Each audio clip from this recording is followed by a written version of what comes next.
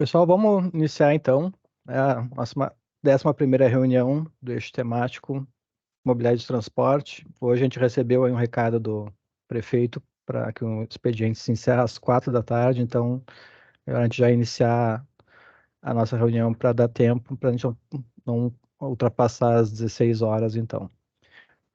Hoje, então, na nossa reunião, a gente vai ter, inicialmente aqui, vou passar rapidamente as atualizações do nosso eixo temático 4. Depois a gente vai ter a apresentação do colega da IPTC, o Márcio Sauresig, se é assim, ou me corrige depois, por favor, né, para falar um pouco sobre a compensação tarifária. A gente vai ter um tempo de debate e depois eu separei aqui um material da apresentação do sistema viário e depois a gente encerra, então, com a discussão. Então, nós vamos ter duas partes hoje a nossa reunião. Com relação às atualizações, então, a gente está ainda aqui com relação à revisão do plano diretor, a gente está aqui nessa, nesse tempo 4 aqui da leitura da cidade, com fechamento. O fechamento, então, se dá no seu encerramento no seminário dia 22 de julho, lá no Capitólio, onde vai ter apresentação e discussão dos resultados, vai se falar um pouco de todos os eixos temáticos, grupos, o que se tem debatido, vai ter tempo de debate, e a consultoria vai também fazer a apresentação sobre a última entrega do produto P3, P4, e também vai ser possibilitado o debate. Então, as inscrições, que eu saiba até já se encerraram, já o limite do espaço já foi alcançado das inscrições, mas estariam aqui as inscrições, né? Tinha essas datas de vagas limitadas, pessoal, os participantes dos GTs e dos técnicos, e depois, essa semana, se iniciava as inscrições para o público em geral. Então, o seminário acontece no dia 22 de julho, inicia pela manhã, das 8h30 ao meio-dia, e se encerra, nós temos que entregar o Capitólio às 18 horas, então o prazo para encerramento está estipulado para 5h30, mesmo que tenha já aqui 18 horas, mas nós vamos ter que encerrar um pouco antes, porque o pessoal da equipe técnica, né, de sonorização, tem que retirar esse material até as 18 horas, então a gente vai ter que liberar o espaço. Então, aqui a gente está na nossa reunião, né, ia ter também hoje a reunião presencial do GTCT, que foi cancelada, foi adiada, na verdade, para um outro dia, mas a gente tem aqui a última reunião dos subgrupos, e depois a próxima reunião ficaria, então, para o seminário, com a participação de todos os colegas. Eu estarei de férias, mas teremos aí o colega Vinícius me representando no dia do seminário, e a Fabiana, mesmo de férias, vai estar lá para auxiliar também na etapa de discussão. Essa reunião que estava prevista aqui para o dia 19, em virtude de eu e a Fabiana também estarmos de férias, e até uma etapa era para ser uma consolidação, mas na verdade seria pensar aquilo que seria levado para o seminário. Então, se entendeu na coordenação do eixo que não faria sentido ter essa reunião, então a gente acabou tirando ela. Então, aqui com relação às reuniões do eixo temático, né, voltando novamente para quem não participou ainda da última reunião, então as primeiras reuniões que nós tivemos foi para a discussão da conferência de avaliação do plano diretor, onde a gente falou rapidamente, né, sobre o que ia se discutir naqueles dias, os palestrantes, então a gente não tinha entrado ainda no assunto do eixo especificamente, era só uma elaboração de preparação da discussão na conferência. A quinta reunião foi trazer, né, para o grupo, daí já com mais participantes, os resultados que foram apresentados na conferência. E aqui as reuniões, aqui na verdade tem que corrigir, nós tivemos depois 5 reuniões, hoje é a sexta, para discussão dos subgrupos. A primeira foi instrumentos e programas, com a apresentação da Fabiana, que ela trouxe aí a apresentação comparativa entre o plano de mobilidade urbana e o plano diretor de desenvolvimento urbano ambiental. Depois, a sétima reunião, teve a apresentação da Vânia, EPC, trazendo duas apresentações em uma, né, resultados do estudo de mobilidade para o centro histórico, a importância da pesquisa origem e destino no planejamento da mobilidade urbana. A oitava reunião foi dar uma continuidade à discussão, que a gente não conseguiu finalizar no dia 7, então a oitava reunião foi para a gente finalizar a discussão sobre transporte. Eu inseri o registro dessa reunião essa semana lá na pasta pública. A nona reunião foi com a apresentação da Ana Paula, que foi do subgrupo Mobilidade Ativa. Ela trouxe a apresentação a Mobilidade Ativa, construindo uma cidade mais humana. E a última reunião da semana passada foi com a apresentação da Vanesca, né, nossa coordenadora. Foi uma reunião em conjunto com o eixo temático 5, de estrutura, infraestrutura, desempenho, estrutura e infraestrutura urbana, para falar sobre zoneamento e estrutura urbana. Com relação aqui, então, a nosso segmento da pauta, viria aqui a apresentação do colega. Já vou tirar aqui compartilhar e ele compartilha daí depois a sua apresentação. É contigo, Márcio.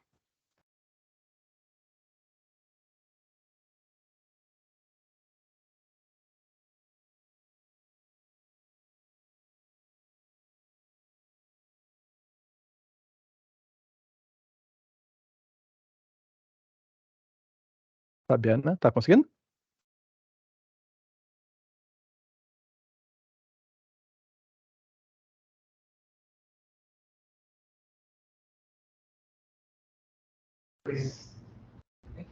Oi, estamos fazendo, só porque está um pouquinho lento, tá? Esse mesmo está aplicado. Eu vou abrir primeiro aqui, e daí depois, quando a gente abrir a janela, vai aparecer. Espera. Só deixa eu abrir aqui. Compartilhar. Janela.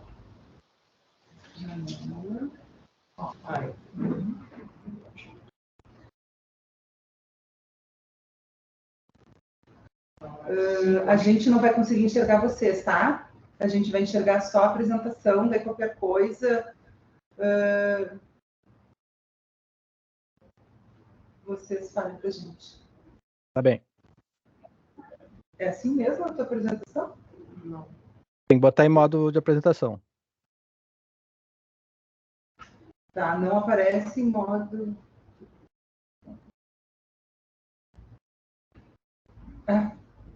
Ele está pedindo umas atualizações aqui pra gente, só um minutinho. Aqui não. Esse, vamos ver se não é esse vira mais para a direita. Do lado. Não. Apresentação de mais, eu acho que é assim.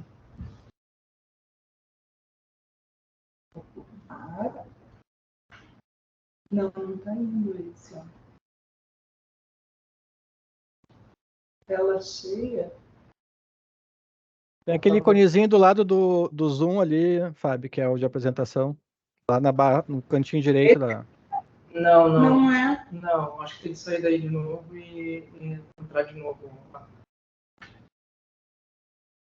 Fecha lá no X. Fecha aqui, esse aqui. Esse fecha. E mas agora, era aqui, né? Era aí. Mas fica ali, ó. Fica assim, né? Mas agora aqui não vai aparecer. Vai ficar sempre esse próximo coisa aqui. Se eu der. Isso aí. Talvez assim não. Deixa eu ver aqui. Eu não sei qual é. Vocês conseguem enxergar? Mas dá para enxergar. Pode... Tá, então volta lá naquele teu primeiro. Não, tá. Inicialmente, boa tarde a todos. Meu nome é Márcio Saueresig, eu sou responsável pela coordenação de regulação de transportes, mas especialmente sobre o cálculo da tarifa de ônibus e dos custos de transporte. Pegar um notebook fazendo tudo. E desde 2003... Tá. Presidente que é ação. Às 12h30 tem reunião aqui. Fiquemos sabendo que estamos sendo expulsos da sala. A sala está sendo sequestrada. Desculpa. Vamos ter que achar um outro lugar para a gente apresentar. Tá, Guilherme, eu vou parar o compartilhamento. Vocês estão nos enxergando? Guilherme? Não, agora sim. Tá, o presidente requisitou a sala de reuniões. A gente vai ter que sair, vai ter que ir para outro lugar. Tá, eu posso dar seguimento na minha apresentação do sistema viário, de repente. Não sei se o colega tem algum compromisso depois também. Ele pode ficar com a gente até as 4. Pode fazer no meu computador ou não? Não, no meu computador aqui não tem condições. Então, tu faz no meu computador, pode ser? Pode ser. A gente só vai mudar de sala, começa então a tua parte enquanto a gente vai ali para minha sala? Isso. Tá bom, tá certo. Vamos sair aqui.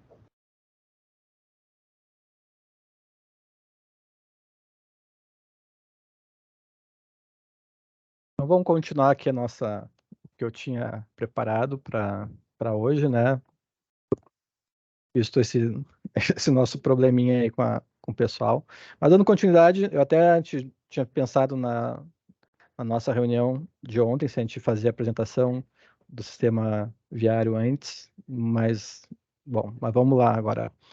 Em relação ao sistema viário, então. Na semana passada, a Valesca trouxe, eu tirei um pouco da apresentação dela, essas questões das estratégias, né? Que a gente tem duas estratégias que ela tem uma vinculação muito forte, que é a estratégia de estruturação urbana e a de mobilidade urbana, porque a estratégia de estruturação urbana tem como objetivo gerar, promover a estrutura do espaço na cidade e a integração metropolitana. E aí tem a questão da mobilidade, que também tem que se preocupar como é que se dá essas integrações do território.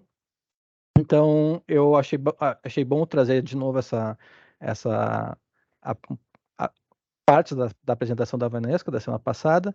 Com relação à mobilidade urbana, então a estratégia de mobilidade urbana tem como objetivo geral qualificar a circulação e o transporte urbano, proporcionando deslocamentos na cidade e atendendo às distintas necessidades da população.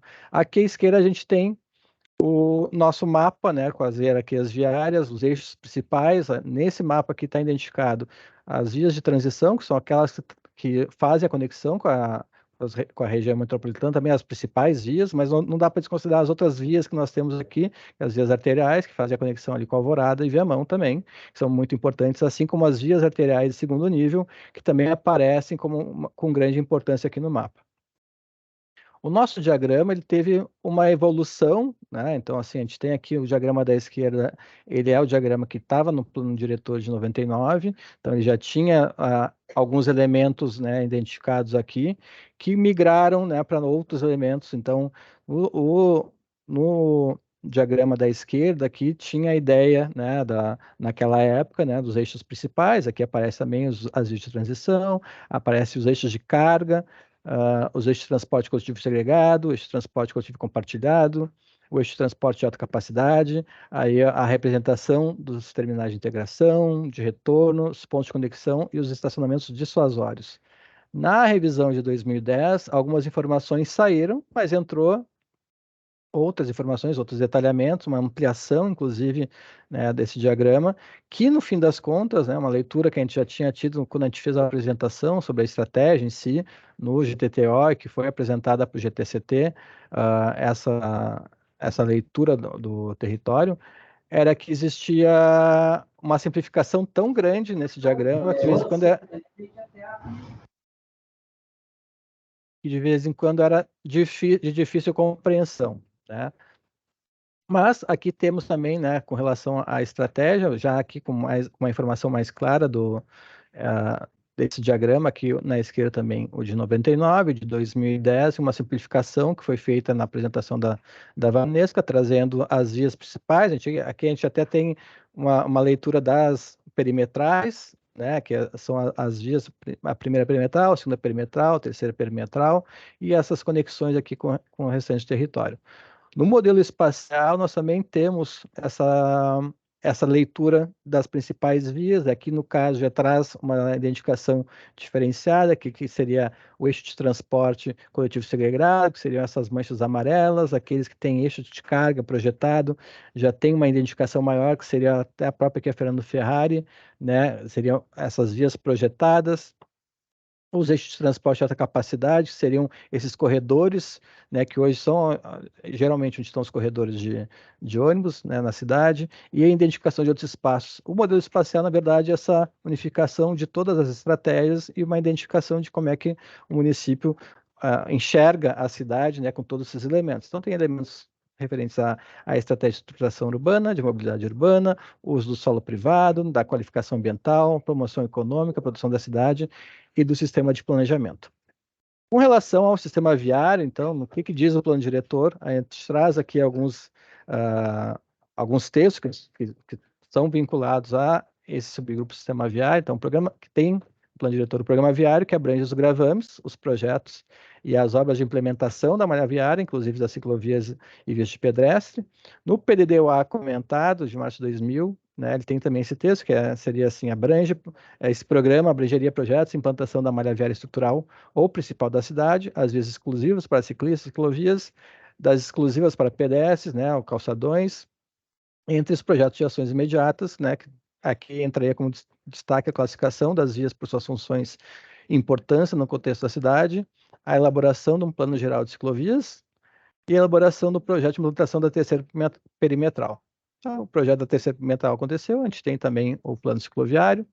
Já o programa de trânsito, que também está um vínculo com a utilização dessa malha viária, corresponde ao tratamento da malha viária no que concerne ao uso das potencialidades da engenharia de tráfego com vistas à sua fluidez e segurança, utilizando as tecnologias para a conservação energética, controle da qualidade ambiental e a prioridade ao transporte coletivo. Também no PDUA comentado, traz que esse programa abrangeria as questões relacionadas à circulação dos veículos, inseridas no novo contexto da municipalização ou gestão do trânsito, que eu acho que aí entraria aqui a questão do surgimento da IPTC. A malha viária, então, dentro do plano diretor, é o conjunto de vias do município classificadas e hierarquizadas segundo o critério funcional, observados os padrões urbanísticos estabelecidos no anexo 9. No anexo 9 tem, né, anexo 9.1, anexo 9.2, anexo 9.3, que aparece lá as informações, tem aquele mapa, né, das hierarquias viárias, depois tem uma descrição delas, e aqui a gente traz essa questão que seriam esses conjuntos de informações, que é a malha viária básica, que é o conjunto das vias de transição, arteriais e coletoras, né, que são as principais vias do município, constituindo o principal suporte físico à mobilidade urbana.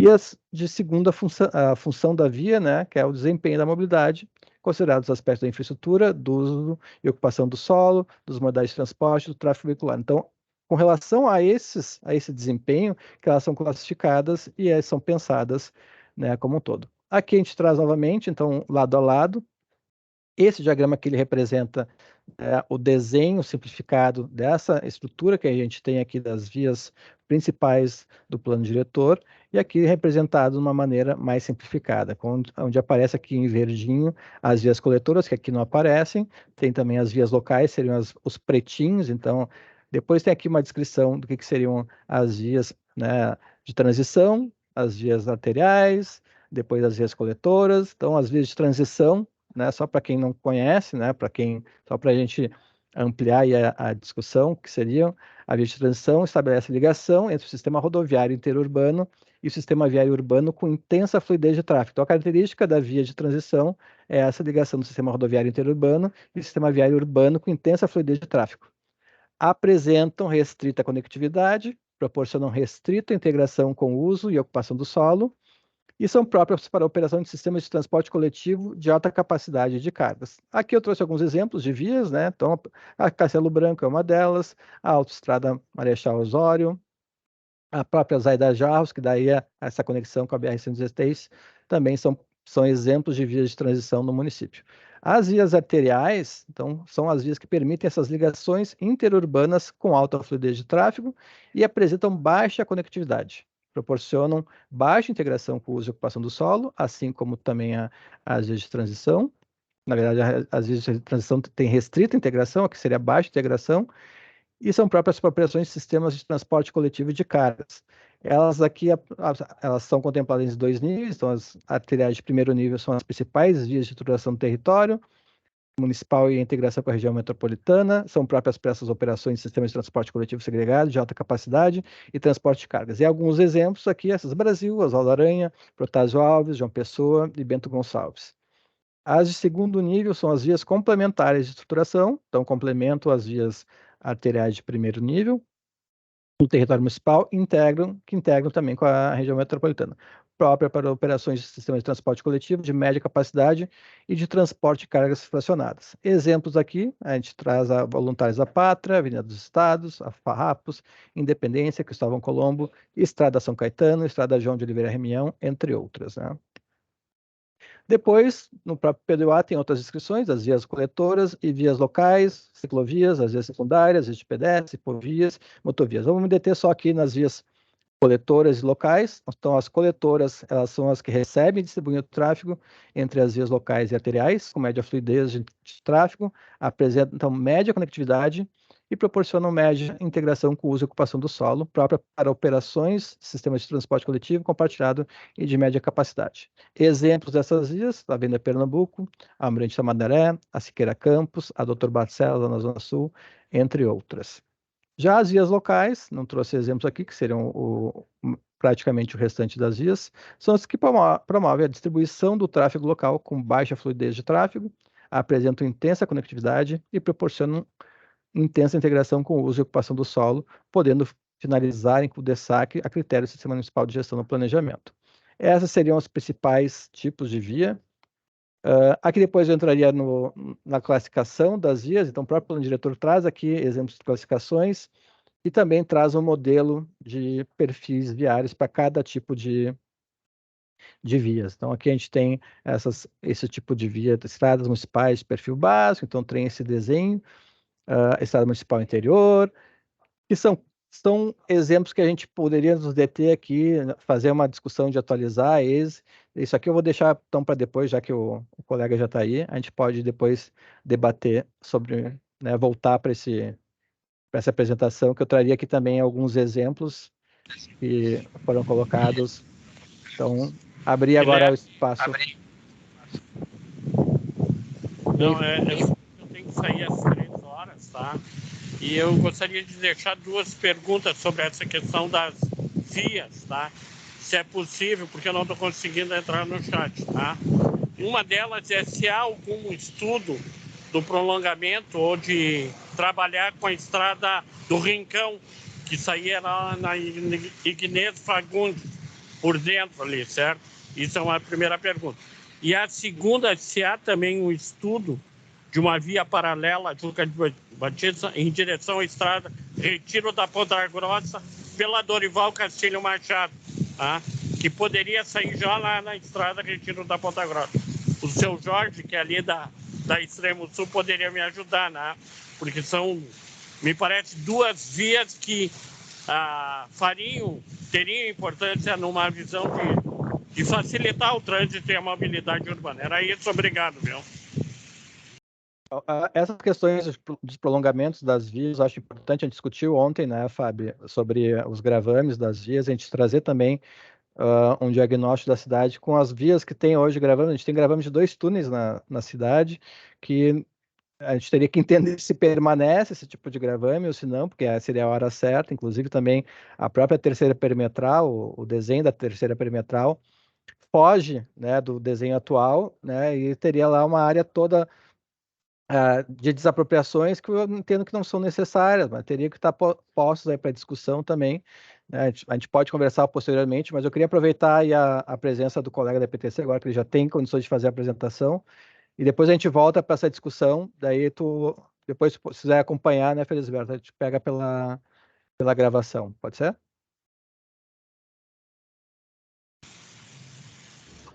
Guilherme. Sim, fala, Fábio. Oi, o Márcio já está aqui conectado. Sim. Então pode iniciar a apresentação, Márcio. Tá bom, já tô incorporando ela aqui.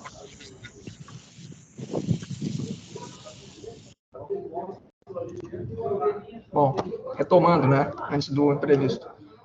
Meu nome é Márcio Auresig, é um prazer aí, fui convidado pela Fabiana para falar sobre planilha de cálculo, tarifa. É um assunto bastante complexo, não dá para trazer tudo em poucas horas, mas eu vou tentar dar uma noção geral de custos para vocês, como é que a gente está pensando no sistema de transporte desde 2022 com esse nome de programa chamado Mais Transportes. Antes eu queria fazer uma saudação especial ao professor Michel, que está presente nessa reunião, e também a colega, amiga e professora Nívia Opperman, que a gente não tem tanto contato, mas fazem parte da história aqui da EPTC e da Secretaria. É que para a gente não aparece a tua tela cheia, mas tudo bem. Tá. Vocês estão enxergando? Ele continua na mesma. Não está em modo apresentação, mas se não der, a gente consegue enxergar.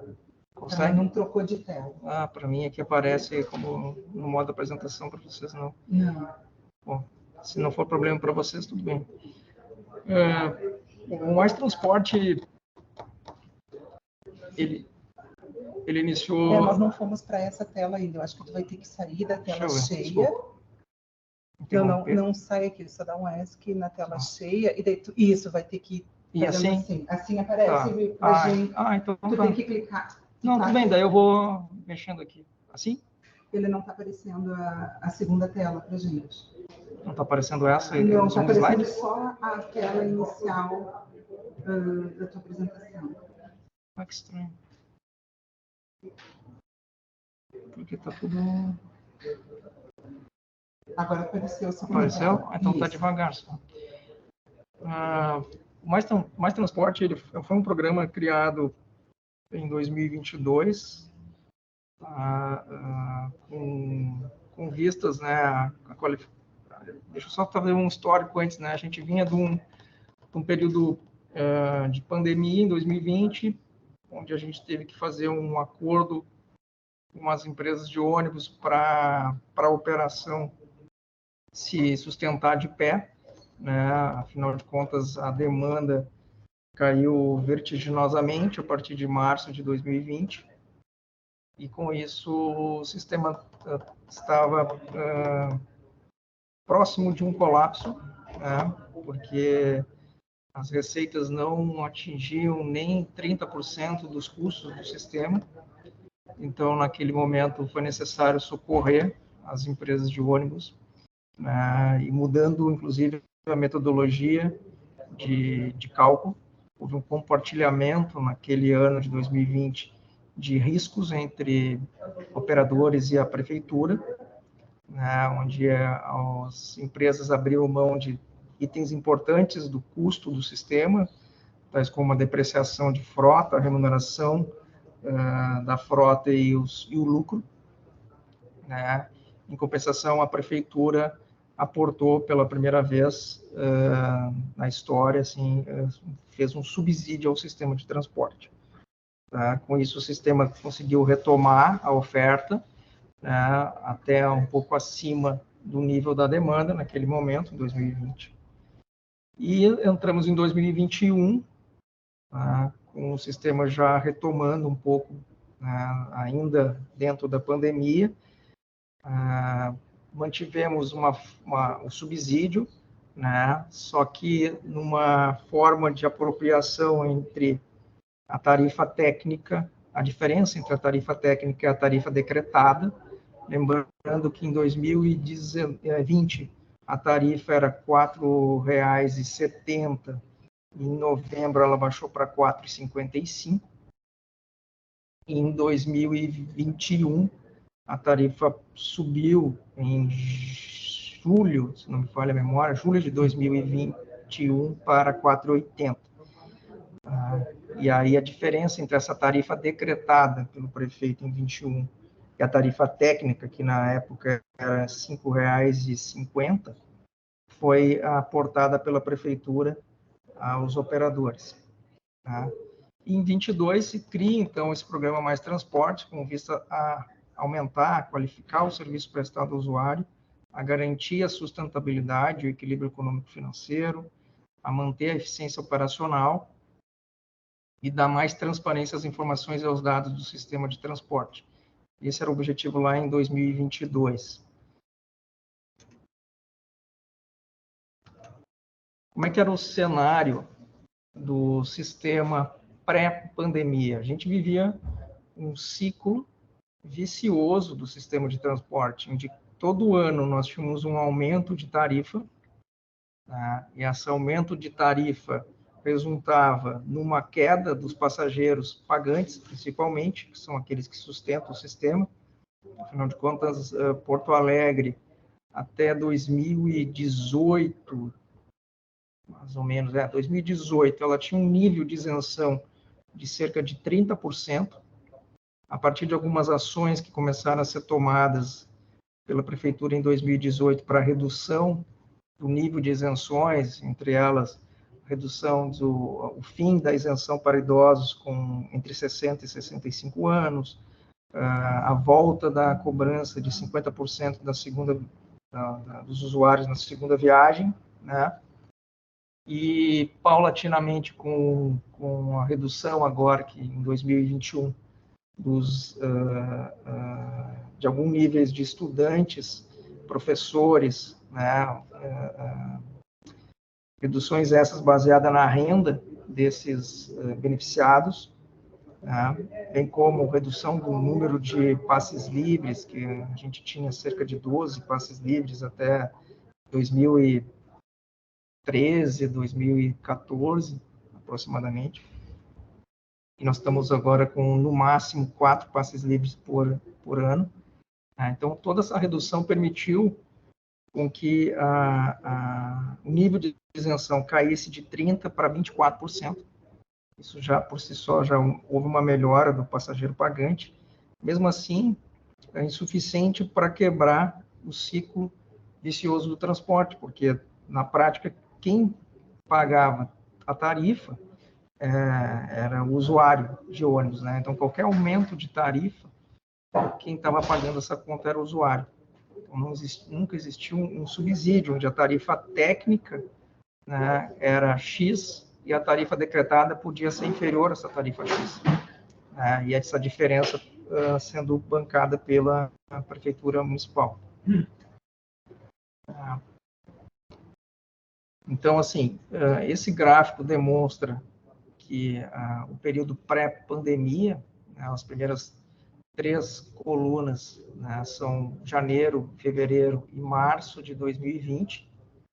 Então, já se observa aí a queda abrupta de passageiros transportados, né, nesse início de pandemia. E a última coluna já é o resultado do início do programa Mais Transporte. Ali é o marco zero desse programa Mais Transporte, que iniciou em março de 2022. Tá?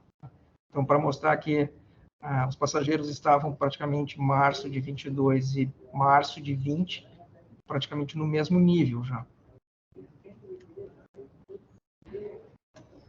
Bom, entrando propriamente na tarifa.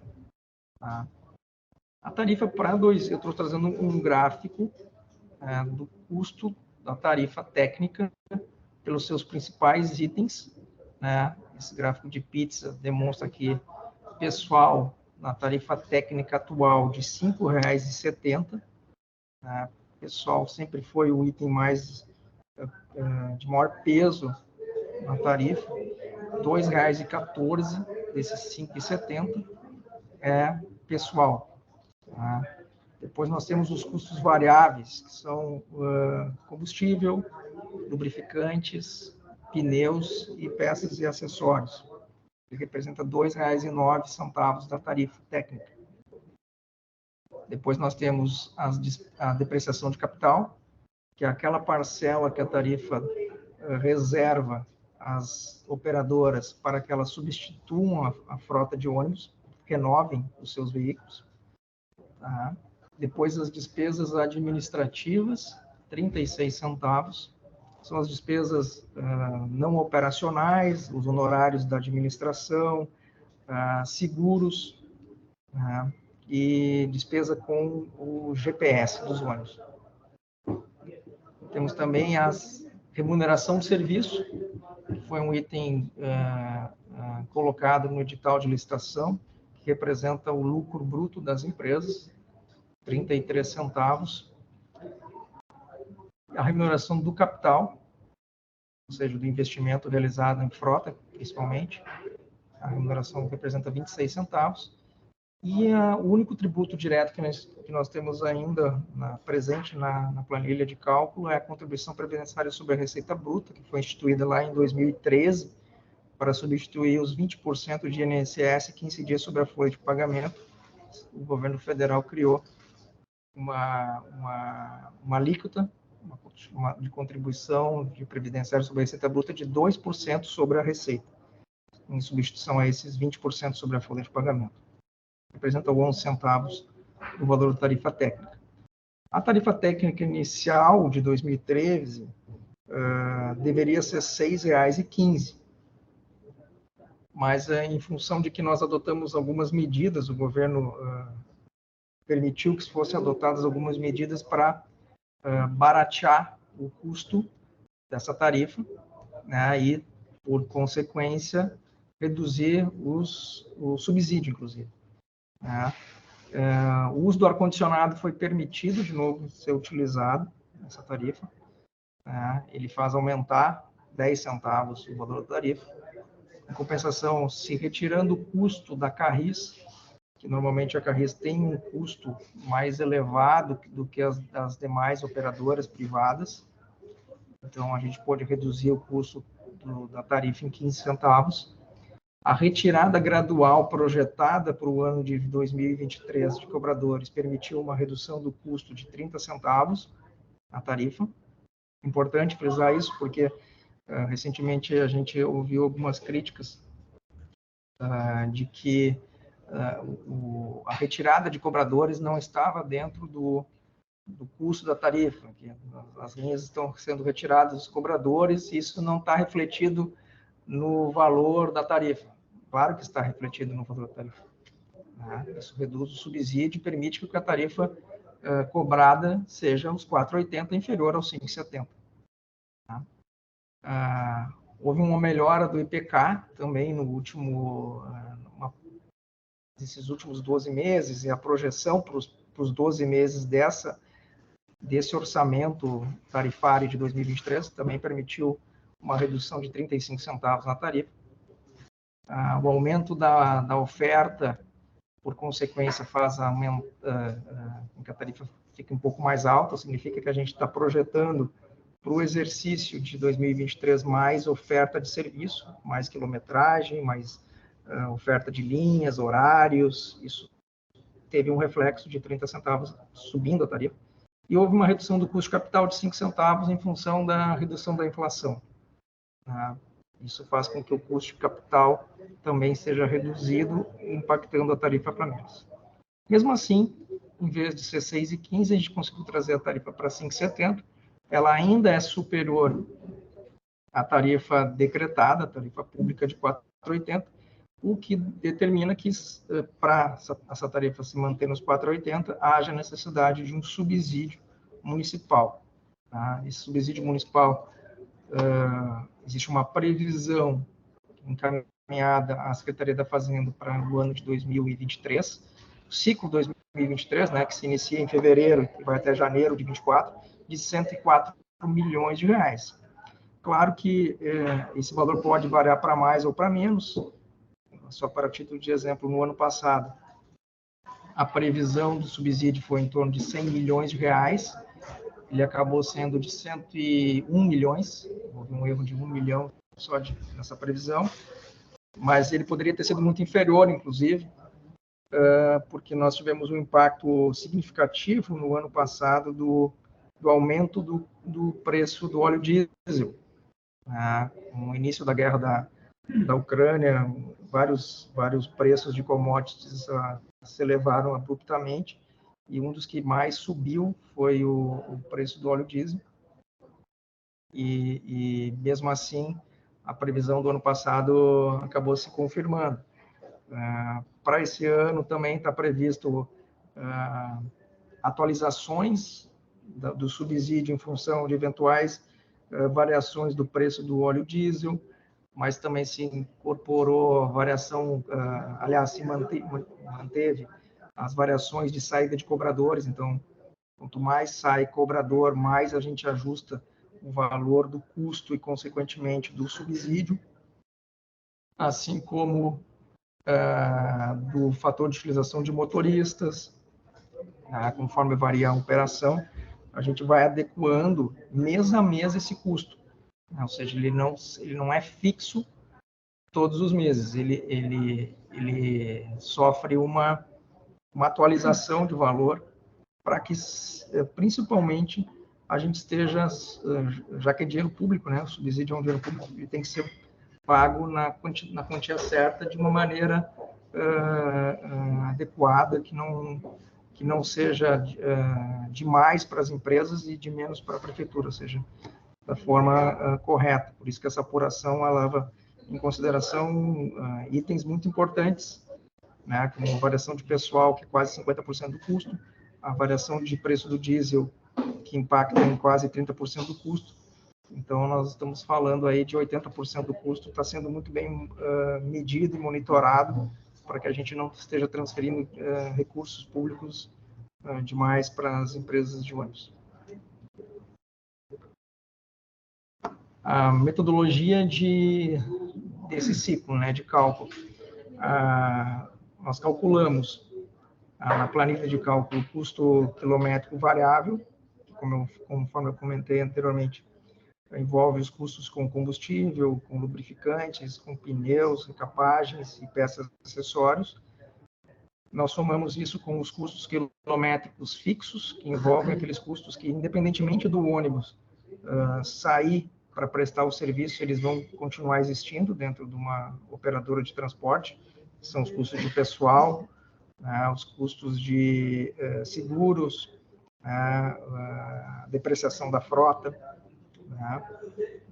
Então, a gente soma esses dois custos e multiplica esse custo quilométrico pela rodagem efetivamente realizada mês a mês. Com isso, nós apuramos o custo total da operação todos os meses.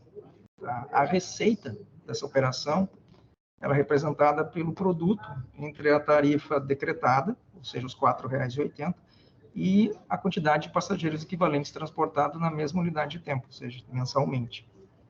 Os passageiros equivalentes são aqueles que efetivamente pagam, que na sua equivalência representam aquilo que o usuário está pagando. Por exemplo, se um usuário está pagando 30% do valor da tarifa, ele entra para o cálculo com 0,3 vezes o passageiro que atracou na roleta.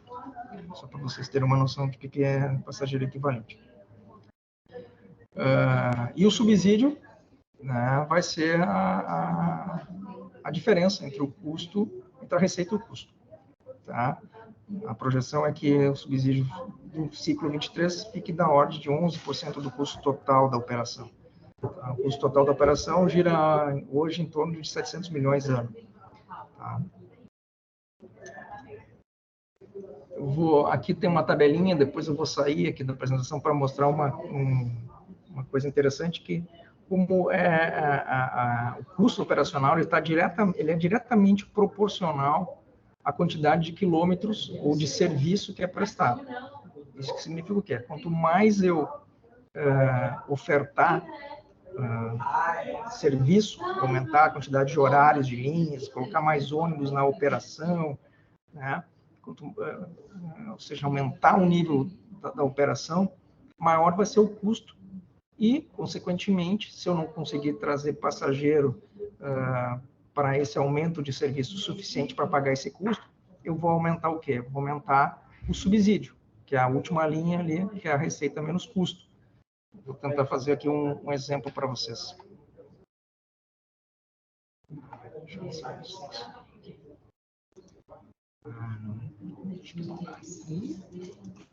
Deixa eu ver se não, aqui, acho que eu deu.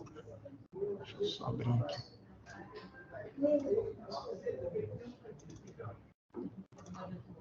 Por exemplo, se algum de vocês for usuário de ônibus da região norte da cidade, tá? Que hoje o nível de serviço opera com quase 1.600.000 quilômetros por mês. Tá?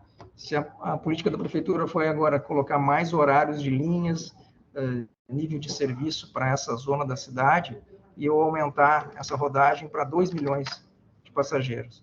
Tá? Antes de eu dar o Enter, vocês observem ali embaixo, na linha 11, receita menos custo, que o subsídio que a prefeitura está dando para essa zona da cidade é de R$ 2.116.000. Se eu passar para 2 milhões de quilômetros a rodar, esse subsídio já pula para 6 milhões de reais. Ele dá um salto significativo.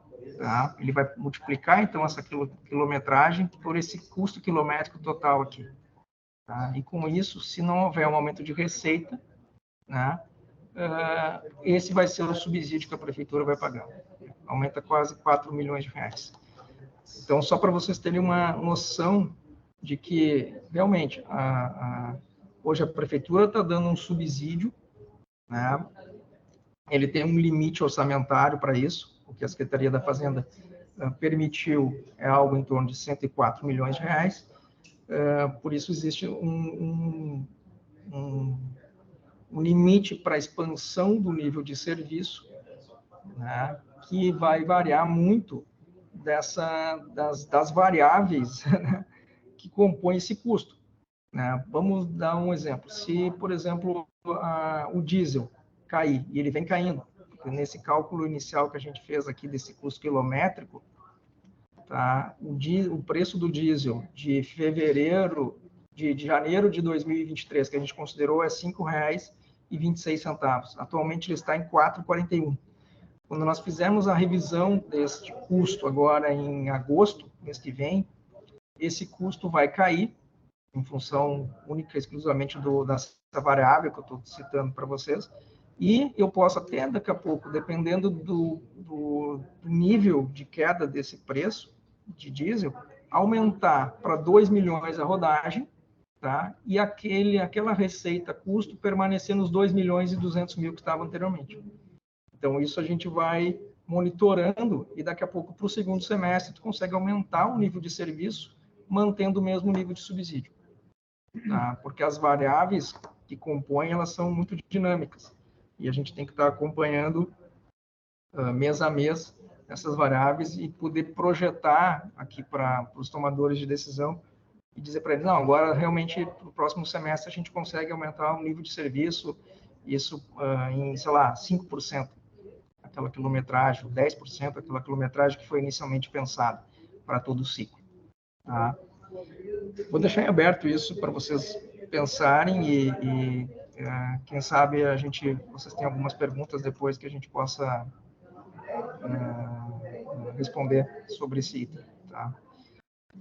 Sobre os tipos de custos, né? Eu acho que eu já comentei o que são os custos variáveis e o que são os custos fixos, eu resolvi listá-los, né? E trouxe aqui uma novidade que eu não tinha comentado anteriormente, que é a remuneração de serviço, que a gente foi tão cobrada lá na elaboração do edital de licitação do ônibus, para especificar, mas qual o lucro que as empresas têm, né? Sempre era uma questão premente em todos os cálculos de tarifa e todos os processos de reajuste da tarifa, né?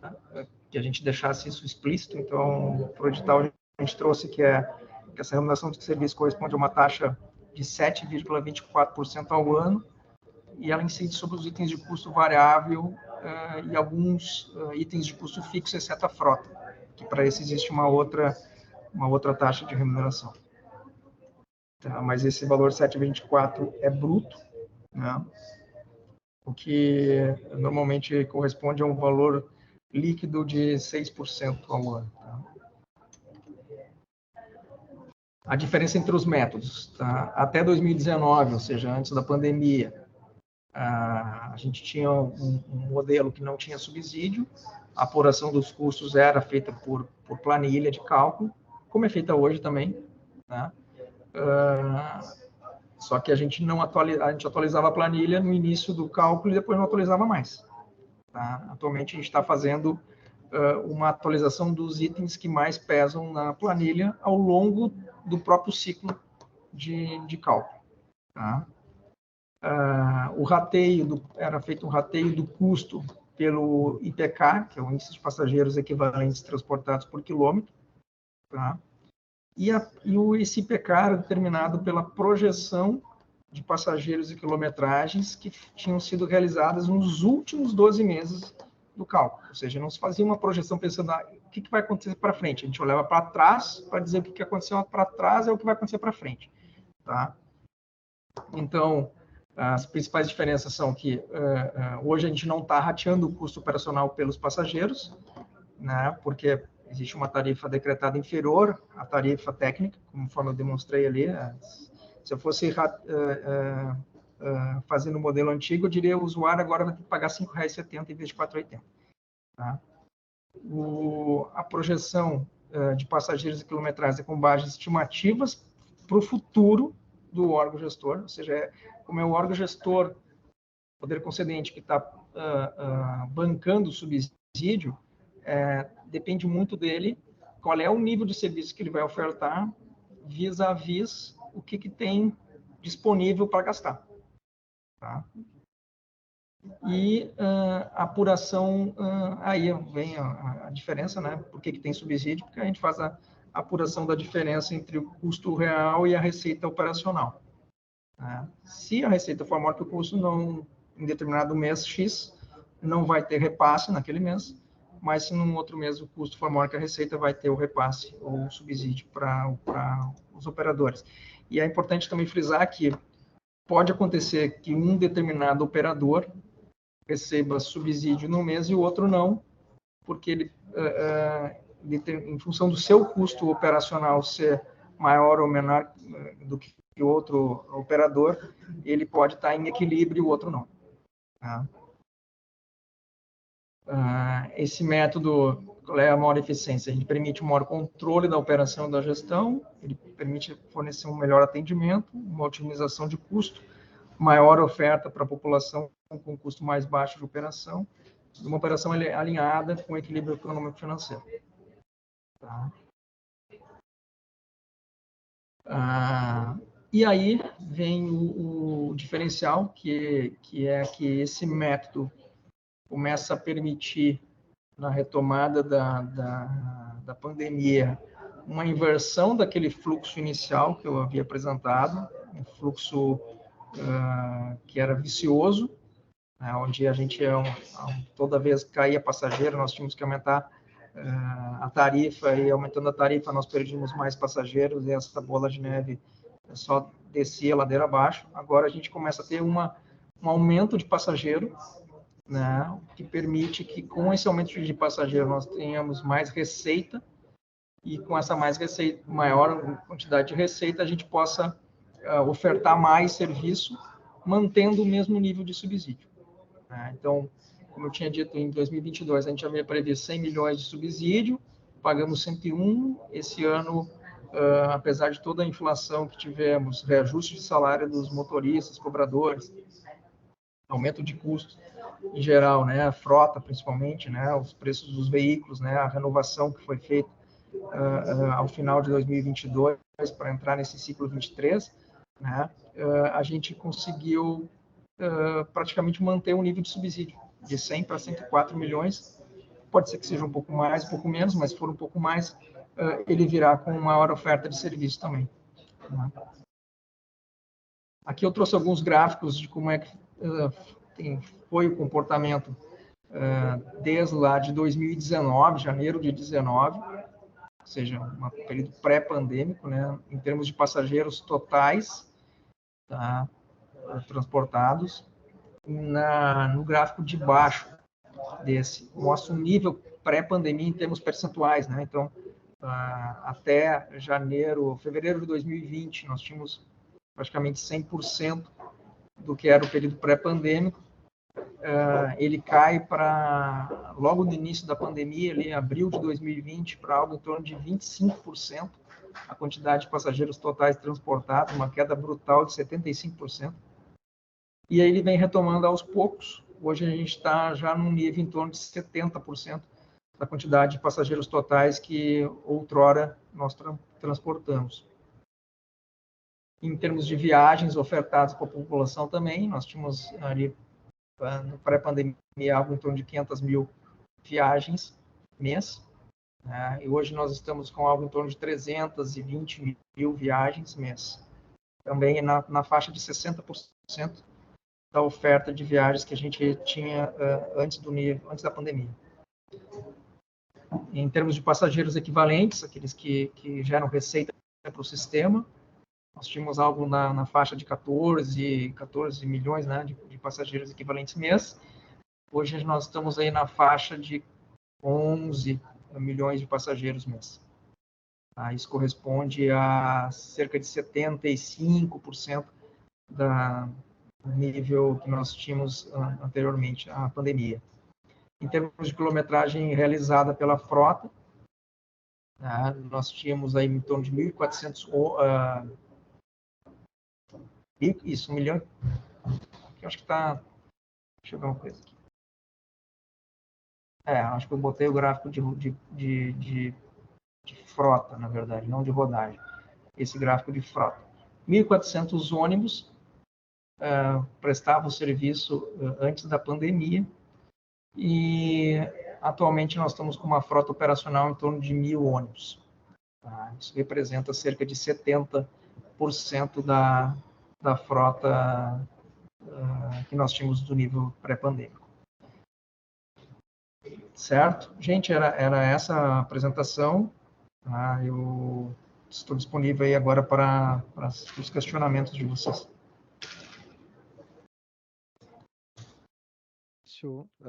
Acho que trouxe bastante informações. Eu queria já, inicialmente, vou até tirar minha mãozinha aqui levantada, questionar essas questões dos subsídios, né? Tu acho que hoje o subsídio é 11% da prefeitura, né, com relação ao custo, e a prefeitura, quando pensa em trazer o subsídio, ela também contabiliza, porque assim, a prefeitura vai arcar com o custo, mas ao mesmo tempo ela tem esse ganho, ou poderia ter mais ganho se o subsídio fosse maior. Por exemplo, assim, o Felisberto colocou no WhatsApp se em algum momento foi feito o cálculo se o município arcasse com toda essa tarifa, fosse zero, né? Qual era o benefício que está embutido e a gente tentar levar que todas as pessoas se locomovam mais pelo transporte público, né? Qual seria o ganho da cidade com relação a isso? Se isso está vinculado a essa porcentagem de subsídio, porque talvez o subsídio a prefeitura esteja dando que as pessoas decidam, né? Porque no momento que tu disse que a gente reduziu o número de passageiros, aumentou o custo da passagem. Então, eu quero ter mais passageiros para diminuir esse custo da passagem. Ao mesmo tempo, acho que o município deve ter algum ganho quando eu tenho uma população se deslocando mais no transporte público do que no transporte privado. Se isso está vinculado a esses custos subsídios, e se vocês tinham assim como base para os subsídios uma parametrização de cidades, né, para dizer assim, olha, a cidade X, né, tem mais subsídios, né, não é só no ônibus, que até pode ser a própria Nívia trouxe na outra reunião que a gente falou sobre os transportes, subsídios no metrô, né, todas as cidades dão subsídios, que é a ideia do transporte, que tem esse direito que as pessoas se locomoverem, né, dentro da cidade. E esse benefício que o município, o subsídio do município é um benefício dado à população inteira, né? A população tem esse ganho, ao mesmo tempo o município também tem esse ganho. Se é considerado isso nesses cálculos. Depois eu passo para o seu Jorge e a Nívia. Sim, Guilherme. Primeiro, assim, não é uma relação direta.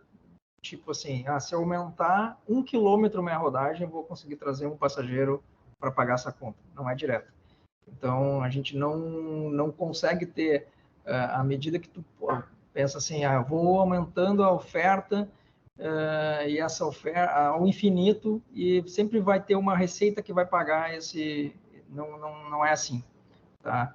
A gente tem observando ultimamente, inclusive, de que à medida que a gente está aumentando o nível de serviço, ou seja, botando mais horários de linhas, a volta, que seria a receita que o passageiro traz pagando os 4,80, não compensaria esse aumento de oferta. Mesmo assim, a prefeitura está fazendo isso, né, porque ela tem caixa para fazer isso.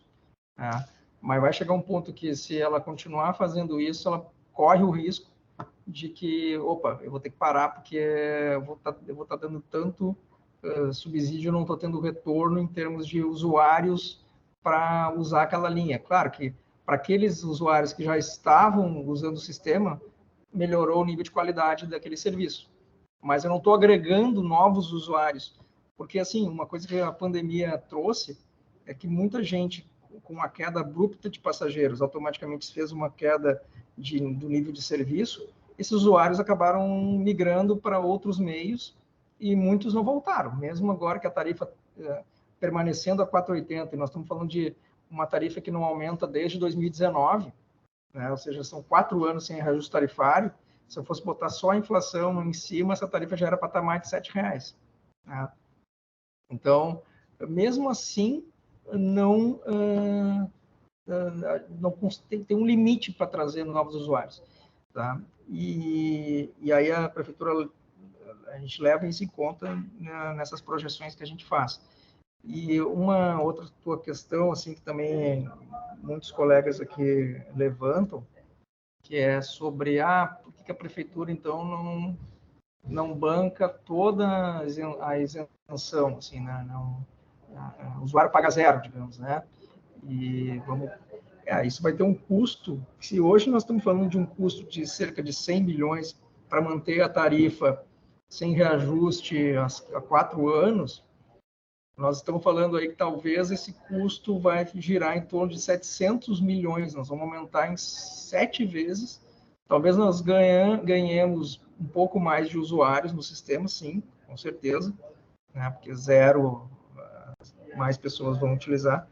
Mas a que custo? Será que o caixa da prefeitura suporta isso? Porque, se eu não me falho a memória, eu tinha uma vez de cabeça, há uns anos atrás, a gente fez esse cálculo.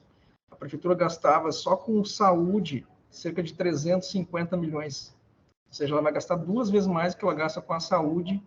E será que a sociedade vai estar preparada para fazer esse trade-off entre vamos gastar mais com transporte, dando dinheiro para empresário de ônibus, né, em vez de tratar a saúde da população melhor? Então, é uma discussão política que pode ser feita, né, só que a gente tem que estar preparado para esse aumento cavalar de custo aí que a prefeitura vai ter no orçamento, né? Obrigado, Márcio. Jorge? Boa tarde a todos. Estou sendo escutado? Tá, perfeito. Boa tarde a todos e a todas. Bom, a primeira colocação é a seguinte, de que essa premissa de cálculo aí, dando por conta da guerra da Ucrânia, o aumento do óleo diesel, tá? Isso não corresponde à realidade, porque a guerra continua, né, está se intensificando cada vez mais e o preço do diesel está baixando. Então, o real motivo para que o preço do diesel tenha despencado dessa forma é o fim do PPI, né? Da preço de paridade internacional. Então, não tem nada a ver com guerra na Ucrânia, tá? Foi a mudança do PPI, tá? O nosso combustível, tá, não está mais atrelado a preço internacional, apesar de que o dólar está caindo, né? Mas a Petrobras voltou a uma política mais racional. Política racional, ela extrai o petróleo em real, ela refina o petróleo em real, por que ela vai cobrar em dólar? Isso aí foi uma brutal transferência de renda da população, do povo do Brasil, para os rentistas que investem em ações da Petrobras. Bom, segundo item, né? Eu vejo assim que o lucro não deveria entrar no subsídio, tá? Pelo seguinte, existe o risco do negócio. Quando eu faço um negócio durante um determinado período, eu corro um risco, né? E nesse período entre a última concorrência, na última licitação e o momento atual, teve essa pandemia, risco do negócio. Então, de maneira alguma, subsídio deve remunerar a empresa, tá? Maravilha eu ter um negócio e a partir do momento que o meu negócio for mal, o governo vai lá e banca, né? Se fosse assim, é melhor então voltar a ser público, né? Bom, terceiro, né? Aí antes disso, uma outra colocação, fala-se só em pandemia, né? Mas não é só a pandemia, não. Houve uma modificação nas relações trabalhistas que trouxe para dentro da sociedade o home office, tá? Hoje em dia, uma boa parte das pessoas trabalha em casa e é um passageiro que não volta mais. Esse passageiro não volta mais, porque ele está trabalhando em casa e agora com a chegada do 5G vai aumentar muito mais a quantidade de pessoas que vão poder trabalhar em casa. Para se ter uma ideia, 5G e inteligência artificial, um médico vai poder operar uma pessoa sem sair do consultório dele. Tá? Bom, agora é só uma pergunta, desculpe estar me estendendo muito. Eu gostaria de perguntar agora se existe algum estudo para racionalização ou a melhora do transporte público dentro do município de Porto Alegre. Tá? É só essa minha colocação, tá bom? Muito obrigado pela oportunidade.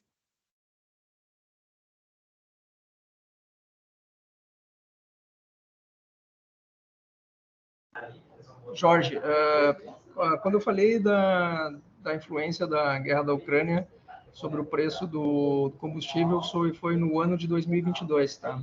No ano de 2023, a gente já, como eu comentei, eu repito, a gente já começou a observar a queda no preço do óleo diesel, tá? Como eu falei, ele começou esse ano em torno de R$ 5,26 e já está em R$ 4,47. Então, já se percebe. No ano passado, 22, eu friso novamente, houve um aumento abrupto, né? O preço era R$ 4,50 e poucos centavos, e ele chegou aí a mais de R$ 6 em determinado momento do ano de 2022. Tá? E sim, a área operacional, a área de gerência da qual eu faço parte, ela pensa semanalmente e age semanalmente na ideia de aumentar o nível de serviço para a população.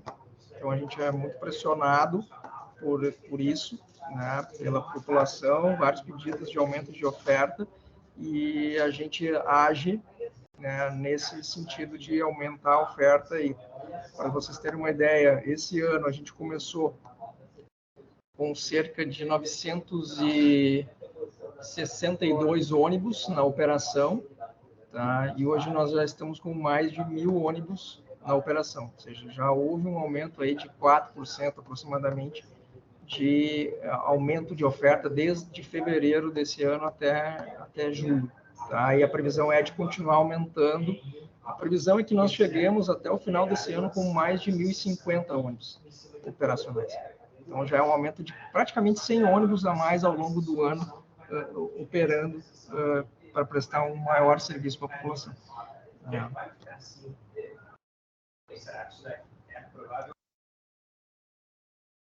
Obrigado, Márcio. Agora, a Nívia. Oi, Márcio. Bom te ver aí também. Legal. O tempo passa, né? Fazia horas que a gente não se via. Bom, Márcio, eu também acho bom o seu Jorge estar falando aqui de discussão, porque eu tenho feito algumas colocações aí nos debates sobre a questão da tarifa única e da compensação que hoje cobre custos, principalmente da Zona Sul. Eu vi que naquele gráfico do slide 10 que tu mostraste há pouco, tu fizeste ali uma simulação com a Zona Norte, né? E mostrou ali qual seria o incremento do subsídio necessário.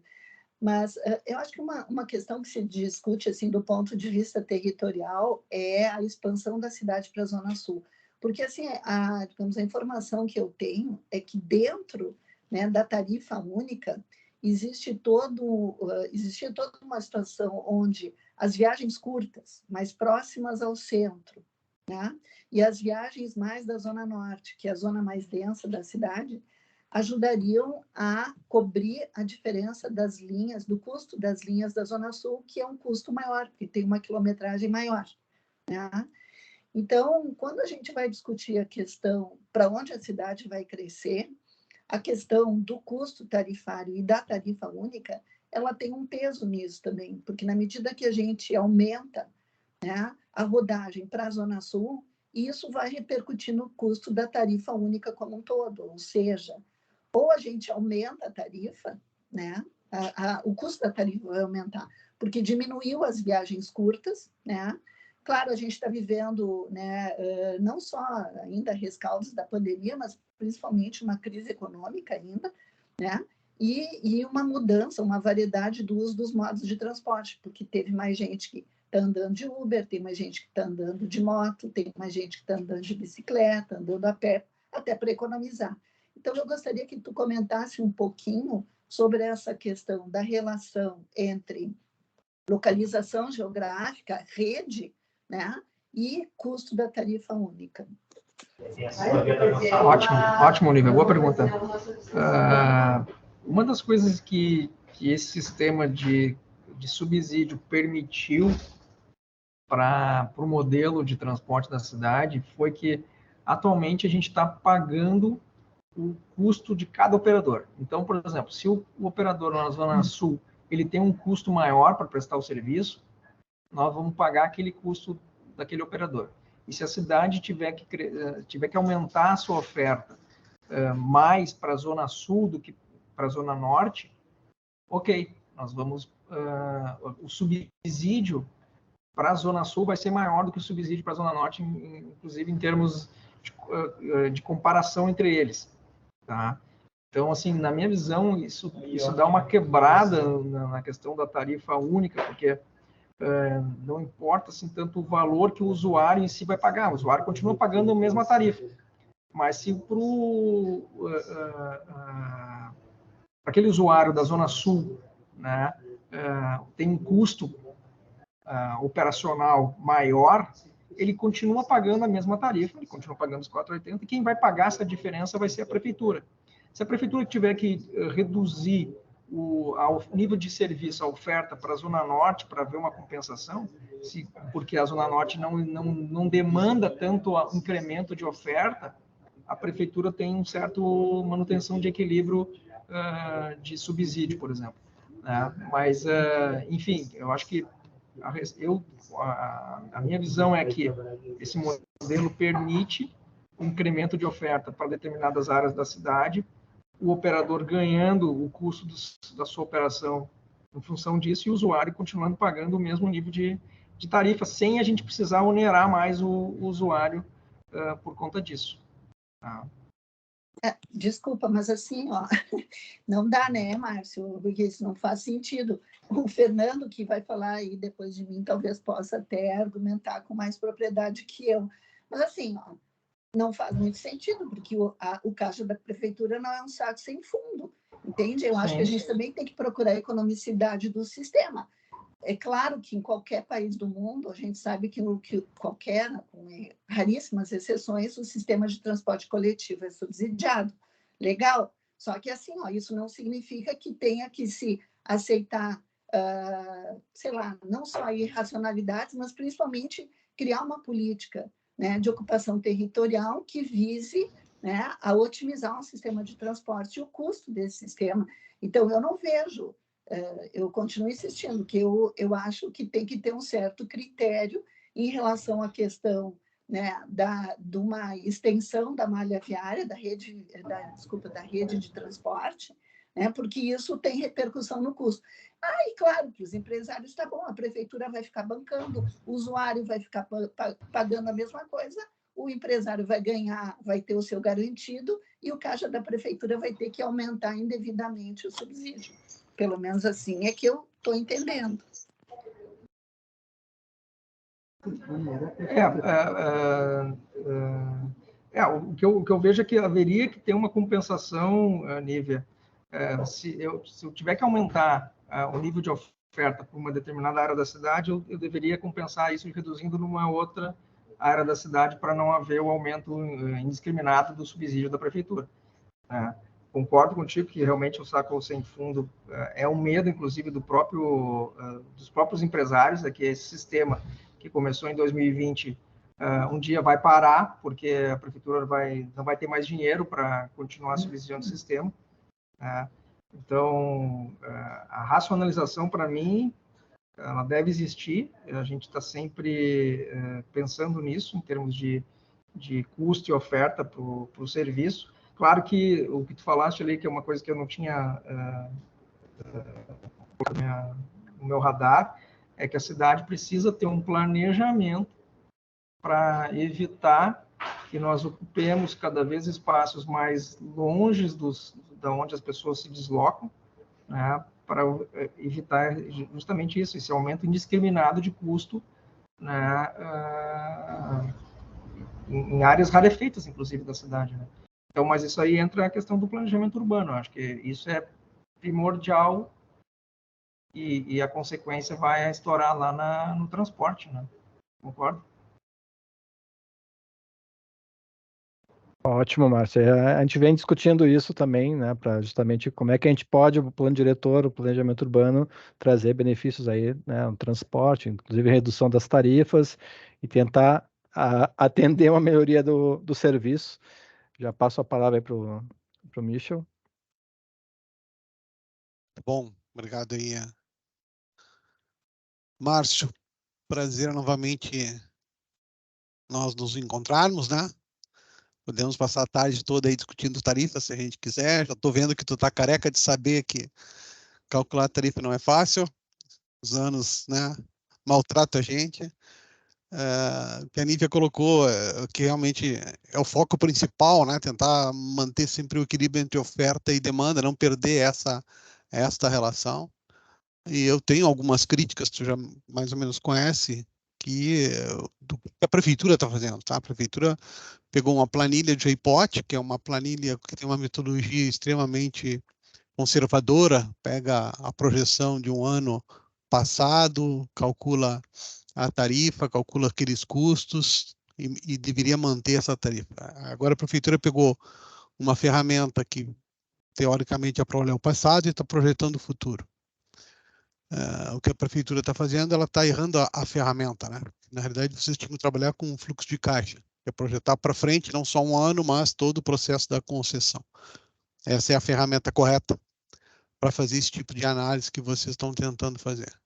Mas eu também fico preocupado com o seguinte, eu vejo ali que tu coloca o sistema no teu cálculo todo, né? E tu calcula a tarifa de 4,80 para o sistema.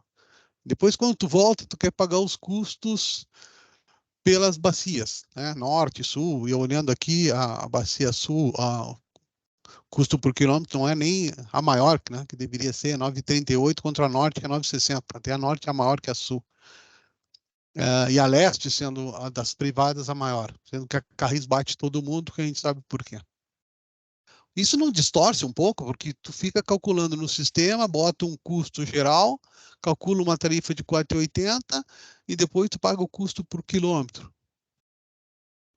Isso não vai distorcer? Não vai haver um desequilíbrio entre compensação entre eles lá? Como é que tu enxerga isso? Não. O 480 nem entra no radar, né? O 480 é só para eu ter a receita do sistema, porque o prefeito que definiu o 480, né? Senão seria 5,70, a tarifa de equilíbrio, né? Aquele ali eu só trouxe uma forma mais lúdica, assim, de trazer o cálculo, porque a gente tem o cálculo feito por lotes, né? A licitação determinou por lotes, então eu tenho o custo quilométrico de cada lote. Mas a licitação também determinou que tu ia cobrar por passageiro. E a remuneração dele seria por passageiro. E agora tu mudou, tu não está pagando por passageiro, tu está pagando por quilômetro. Então o que a Nívia está dizendo, vai chegar uma hora que a prefeitura não vai ter mais dinheiro. Mas isso é ponto de prefeitura, de política de transporte, tá? A prefeitura decidiu fazer isso, faça, rasgou o contrato, pisou em cima do edital, porque mudou toda a forma, todo o processo de cálculo, inclusive, e da forma da remuneração. Eu poderia remunerar isso aí, sim, com o passageiro. Não precisava remunerar como vocês montaram, que é a remuneração pelo custo. Mas eu estou vendo que a compensação entre as empresas, eu não sei se essa conta no final vai ficar redonda. Eu tenho uma baita desconfiança sobre isso aí. E outro detalhe que eu acho que é bom também a gente comentar, e eu acho que tu não comentou, é a questão desse dinheiro que dá no subsídio aí, não está vindo só do orçamento, né? Tem já algumas receitas essas tarifárias, eu acho que o prefeito, inclusive, tenta buscar, eu acho que ele botou em estacionamento isso, né? E deve ter outras que ele, para não quebrar a prefeitura, porque se ele não buscar essas receitas essas tarifárias, ele vai ter problema sério logo. É pouco o valor da área azul, e tem uma receita da SMED também, né? Mas assim, quando a gente paga pelo custo quilométrico, né, tu manteve a estrutura da planilha de cálculo, continua apurando o custo quilométrico da forma como a gente apurou nos últimos 20 anos. Né? Sim, mas aquilo lá era custo médio, né? É um custo médio para todo o sistema. Aí tu pegou o custo médio das empresas que estão na bacia. Sim. Continua com o custo médio. O custo quilométrico de cada operadora. Para aquele operador, eu estou pagando aquele custo, né, comparado com a receita que é devida pelo edital, inclusive, né? Tanto é que o percentual de participação de mercado para dividir a receita, a gente manteve igual ao que está no edital. A gente não mudou o percentual. E aí, pagando pelo custo efetivo, eu elimino a necessidade de compensação que existia muito, compensação de linhas, né? Eu não preciso estar um lote entre a bacia, mas linhas. entre eles vai ter. Entre eles, internamente da bacia, vai ter que ter, porque senão eles não vão se acertar. Porque eles Só estão a prefeitura dividindo... que não está fazendo, eles estão fazendo. Duvido que eles não façam. Porque eles dividem o percentual de custo pelo que está no edital. Se eles não fizessem isso, não precisavam. Pois é, mas de novo, a prefeitura também teria que fazer a mesma coisa, porque já está no edital o percentual lá, seria igual para mim, não mudaria. Mas tudo bem, eu acho que é uma discussão que nós podemos, de novo, passar muito tempo falando sobre isso. Mas eu acho que é uma mudança, eu acho que é importante essa relação. E a previsão desse ano de quanto é o subsídio? O subsídio? 124, ele falou? 104. 104? É. Eu vi uma lâmina dele em 124 milhões lá, não sei por que o Melo botou isso. Eu acho que é algum aporte de capital na Carris. Tá. Então talvez seja isso. Por isso.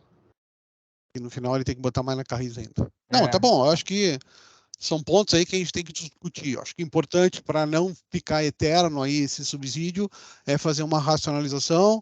Eu estava vendo que em todos os acordos que vocês assinavam, vocês, eu digo prefeitura, né? E tu participou muito pelos aditivos lá que dariam esses valores aí.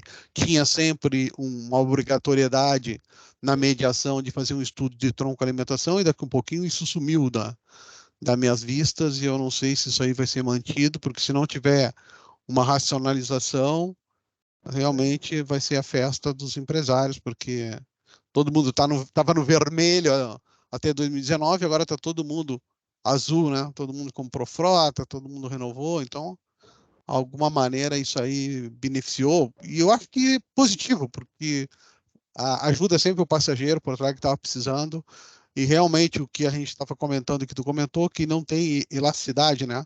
Eu posso baixar o preço, mas não vai aumentar a demanda para cobrir essa diferença. Isso aí a gente já sabe, todo mundo que estuda transporte já tem isso aí claro, tem um limite e é inelástica praticamente, ou pouco elástico, essa relação de preço aí em função à tarifa, tá? Mas obrigado aí, parabéns pela apresentação, acho que ficou bem claro. Força aí, a batalha continua. Bom. Estamos juntos. Obrigado, Márcio. Agora passar aqui para a Vânia, encerramos aqui na Vânia as perguntas, depois eu termino de apresentar, a gente volta para a discussão do sistema viário, daí já agradeço mais uma vez o Márcio pela disponibilidade. Olá, boa tarde a todos. Parabéns, Márcio, pela apresentação, sempre bom te ouvir aí para ter essa visão geral aí sobre essa questão da tarifa, inclusive dessas mudanças. Teve um questionamento que eu gostaria só de complementar uma informação que tu trouxe, né? Que o planejamento operacional ele tem essa preocupação constante aí com a racionalização e com a qualificação do sistema. Em paralelo a isso, a prefeitura ela também está fazendo um termo de referência para a contratação de um estudo um estudo de transporte, né? Para fazer essa avaliação da rede integrada e até mesmo desses cenários, e já fez essa anotação dessa importância de cada vez maior, né, de ter essa integração do transporte com a configuração urbana, e até mesmo com todas essas mudanças aí na forma de remuneração, na questão da separação da tarifa técnica com a tarifa do usuário. Isso também precisa ser incorporado nesse novo estudo de transporte. Esse estudo, então, ele vai ser contratado no contexto do financiamento de qualificação do centro e do quarto distrito, né, que está em andamento pela prefeitura, e ele vai entrar após aí a conclusão da pesquisa origem e destino, que já está em andamento, Então, essa é a nossa expectativa, porque realmente a gente não pode só qualificar o transporte a partir de medidas operacionais. É necessário ter esse planejamento mais estratégico de investimento em infraestrutura, de mudança mais estrutural do sistema. Acho que essa tem que ser a nossa meta e a ser perseguida. Tá? Então, só para complementar essa informação para o Márcio. Obrigado, Vânia. Realmente faltou esse conhecimento de que vocês estão trabalhando em projetos mais estratégicos, né? Eu estou muito ligado aqui à gerência mais operacional, então acaba me passando às vezes. Eu sei que o pessoal da operação está muito no dia a dia, mas eu sei que tem outras áreas da EPTC pensando em um nível mais estratégico que vai, ao fim e ao cabo, culminar lá com uma redução de custo, né? Uma racionalização do sistema, isso é importante também. Obrigado. Obrigado, Vânia. Não sei se tu vai querer ficar até o final aí, Márcio, mas queria mais uma vez aí agradecer a oportunidade. Nós vamos dar continuidade aqui à temática do nosso eixo. Hoje, o subgrupo da apresentação é o subgrupo Sistema Viário. Se quiser permanecer aí, é convidado. Tá bom. Eu queria agradecer a oportunidade, eu tenho que voltar ali para a minha sala, agradecer a oportunidade, debater com os colegas que eu não via há muito tempo, o Nívia, o Micho, até eu tenho mais contato mais seguido, mas foi bom conhecê-los e participar, e contem comigo quando precisarem, eu participe de novo em uma outra oportunidade, tá certo? Obrigado, Márcio. A gente, no início da reunião, enquanto não estava todo mundo, a gente combinou que se tiverem algum questionamento, podem enviar, depois a Fabiana vai passar o e-mail, eu passo também nos encaminhamentos da reunião, tá, para serem depois direcionados ao Márcio, tá bom? Tá certo. Obrigado, tchau, Márcio. Bom trabalho a todos. Valeu, obrigado. Pessoal, dando continuidade aqui, o que eu estava trazendo hoje, né, com relação ao subgrupo Sistema Viário, ele tem nesse vínculo com as vias, né, vou até voltar aqui então, assim, essa definição da hierarquia viária também entrou, que o Felisberto tinha comentado inicialmente, né, nas questões das previsões de alargamento, da finalização das vias. Aqui também entraria esse planejamento do município de dar continuidade a projetos. A gente tem, né, visto aqui esse projeto da própria Fernando Ferrari, né, que vem, atravessa esses Brasil, depois dá continuidade. A ideia era ter aqui, inclusive, um túnel aqui, né, que é bem aqui onde eu estou com o mouse, previsão de um túnel, para fazer essas conexões. Então, aqui seria a quarta perimetral, né? Nós temos o gravame dele, a via não tá implantada ainda, um pedaço dela está, que quem vem dessas Brasil tem um pedaço, mas ela não tem essa continuidade. Ao mesmo passo que ela teria, também tem uma continuidade com a própria J. Renner lá, passando, né, com um viaduto em cima da Zaida Jarros, é isso, né? Que nós não temos. Então, são coisas que estão dentro do próprio plano diretor, essa previsão de alargamento, previsão de vias, né, que não foram contempladas.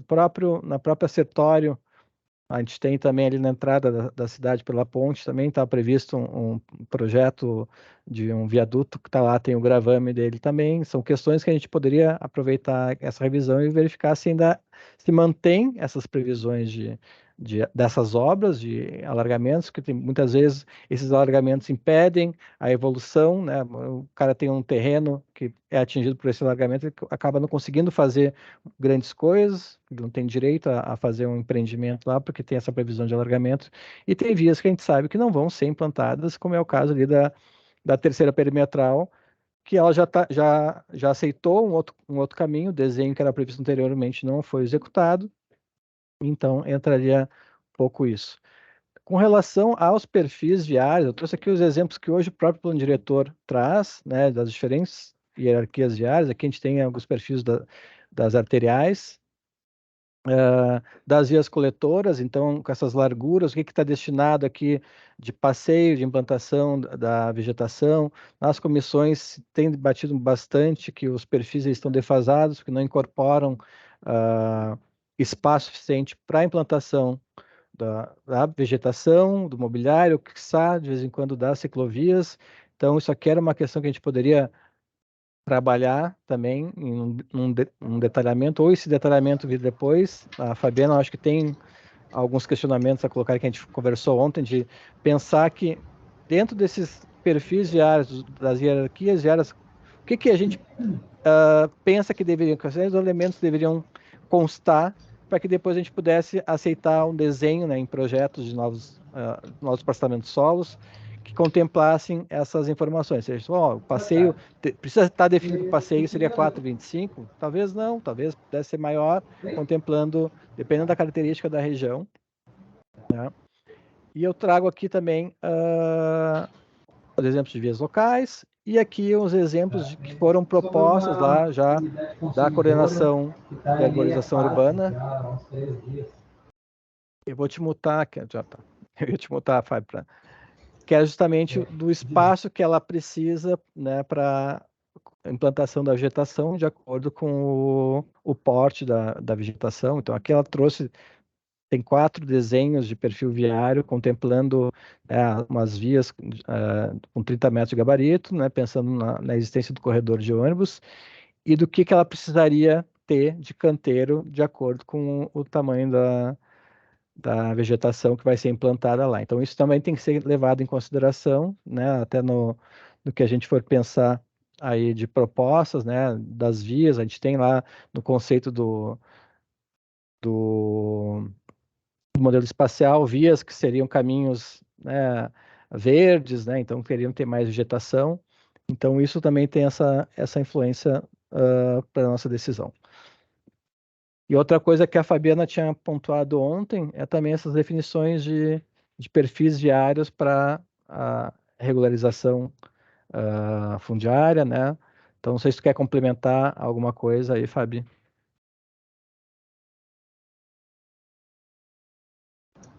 Hoje, o que a gente tem visto, assim, nós não temos hoje nada nos anexos do plano relacionados aos perfis viários de acessibilidade em AEIs, né, nem em REURB. O que acontece? A gente vê uma importância dentro desses processos da manutenção do imóvel, né, da manutenção da casa, né, e muitas vezes a gente tem que pedir assim, explicitamente nas comissões, enfim, dos nossos pareceres, que a via tenha um dimensionamento mínimo que entre um caminhão de bombeiros, entre uma ambulância, né? Quando se trata de AEIs 1 e 2, AEIs 3 é AEIs de produção, então ela pode se adaptar ao que o plano prevê. Mas nas AEIs 1 e 2 e nos processos de REURB, a gente tem que prestar muita atenção nessas questões de acessibilidade, principalmente dos veículos de segurança e dos veículos de saúde, né, e da questão de ter uma calçada mínima para acessibilidade universal também. E é uma coisa que eu entendo que hoje não está contemplado lá na estratégia que fala das questões sociais, né? Não está contemplada na estratégia de mobilidade, não está contemplada na estratégia de estruturação urbana, e que a gente, de algum modo, deveria abordar aqui o que é o mínimo que a gente entende que tem que se preservar, até porque nas AEs, nas questões de AEs, nas questões de REURB, a gente não tem que falar somente em habitação.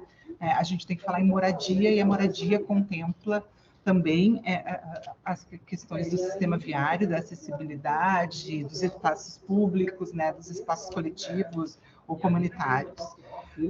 Eu trago isso, eu acho que é talvez não seja só no nosso eixo, né, talvez não seja só nesse grupo que deva se falar sobre isso, como a mobilidade permeia os outros grupos. Eu acho interessante a gente fazer essa ressalva, para que quando chegar lá no seminário de leitura ou nos grupos técnicos, a gente possa incluir essa matéria também.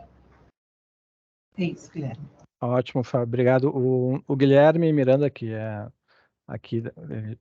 o coordenador da Setups, ele já veio, já trouxe em alguma reunião nossa, acho do GTTO, sobre isso, essas questões de definições, né, para que ajudem também a análise dos técnicos, né, a trazer alguns exemplos de como é que a gente pode contornar essas situações. A Fábio muito bem lembrou aí que em algumas regularizações o desenho que é pensado lá para tentar trazer uma melhoria para algumas regiões, às vezes quando o desenho final acaba não contemplando espaço suficiente para que entre, né, uma ambulância, um caminhão de bombeiros para atender algum sinistro, alguma emergência, né?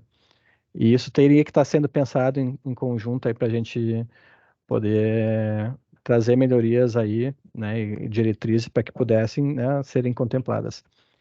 Com relação ainda nesse sistema aqui, de acordo com a manifestação do seu Jorge, né, eu pedi informações para o pessoal da SMOI para trazer se tem um desenho, se teve tratativas entre o governo do estado e a prefeitura com relação a prolongamento da IRS 118, que vai cair lá na Estrada São Caetano, e depois cai depois no acesso para o Lami. E também aproveitei para questionar outras áreas de projeto, né? Coloquei também para colega, porque o nosso colega, que é o Luciano Sec, faz parte aqui do GT, está de férias, então encaminhei para uma colega que está substituindo ele, para trazer informações, inclusive também dessas previsões. A gente tem projetos, né, como eu comentei lá, da continuação da Fernando Ferrari. Eu sei que a gente já discutiu, né, o próprio Vinícius está aqui, ele está no grupo, a Fábio já deve ter participado de discussões também da prolongamento da Juca Batista, tinha o do Acesso Norte lá do Porto Seco, que são projetos que, se considerarem o que estava previsto no plano diretor, o do Porto Seco já tem uma incompatibilização do que é projetado e do que dá para se fazer no local, porque teve lá também, né, tem famílias morando ao longo do trajeto que estava sendo previsto do alargamento, e aí hoje teria que ter uma desapropriação muito grande de pessoas que já moram no território. Então existia esse exemplo, esse estudo de uma outra possibilidade de dar essa continuidade ao acesso norte, que também tem tudo a ver com essas questões do zoneamento, né? Acho que se a gente tem um Porto Seco, a gente deveria trazer benefícios para ele, justamente que é um lugar que é próximo à entrada da cidade, mas a gente tem que facilitar também esse escoamento, mas também não dá para desconsiderar a população que já existe lá no local. Então, essas coisas dos alargamentos, das vias projetadas que não foram executadas ainda, também é um caso da gente circular em algum momento presencial e que a gente pudesse ter a dinâmica. Hoje ia ter essa dinâmica com o GTCT e o eixo temático 5, que teve que ser adiado, eu ia lá participar também da discussão, que estava sendo previsto esse trabalho sobre mapas lá. Quem sabe a gente pensa, né, para depois do seminário a gente poder ter um trabalho desses aí que a gente possa, né, em conjunto também pensar em situações, né, o que dá ou não dá para fazer aí para a cidade. Ainda com relação aqui a esse subgrupo, a gente tinha essas questões dos problemas que foram apresentados na conferência, mas eu vou deixar a fala aí do seu Jorge e da Nívia, e já vou deixar projetado aqui o espaço das contribuições lá que tiveram da conferência. Se tiver tempo, a gente continua o debate. Pode falar, seu Jorge.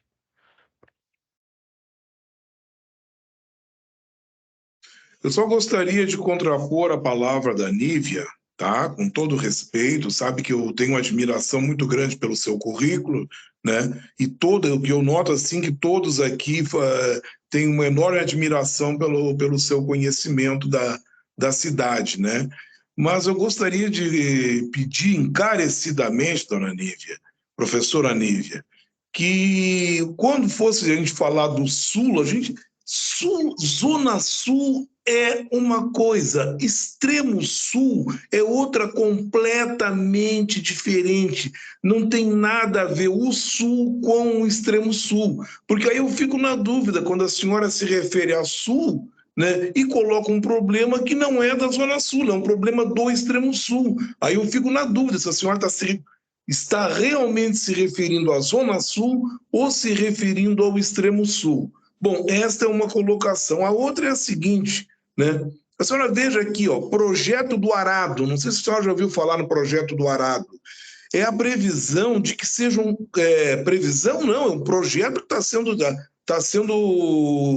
executado. 2.300 unidades habitacionais ali na antiga fazenda do Breno Caldas, né? Então, isso aí é uma previsão de 8 mil moradores. Claro que isso não vai se concretizar da noite para o dia, né? Mas a previsão é que entre 8 e 10 anos, Belém Novo tenha só neste empreendimento, só na Fazenda do Arado, tenha mais 8 mil moradores. E para a senhora ter uma ideia, né, isso acabou de ser aprovado na Câmara de Vereadores, a alteração no plano diretor que possibilitou a execução desse projeto, que possibilitou a aprovação desse loteamento. Tá? Isso aí é só uma colocação, que não adianta nada a gente não querer prever as coisas para o extremo sul, né, quando, na verdade, as coisas estão acontecendo no extremo sul. E em acontecendo, esse projeto está sendo executado lá no extremo sul, vai ser feito, tá bom? Respondendo ao Felisberto, tá? Esse projeto do Arado, tá? A interligação que projeta-se fazer é através da estrada da Ponta Grossa. E essa estrada da Ponta Grossa, que deverá ser ainda executada, projetada, ela se interliga com a estrada da Serraria. Então, neste momento, o importante é que a gente coloque a ampliação da estrada da Serraria.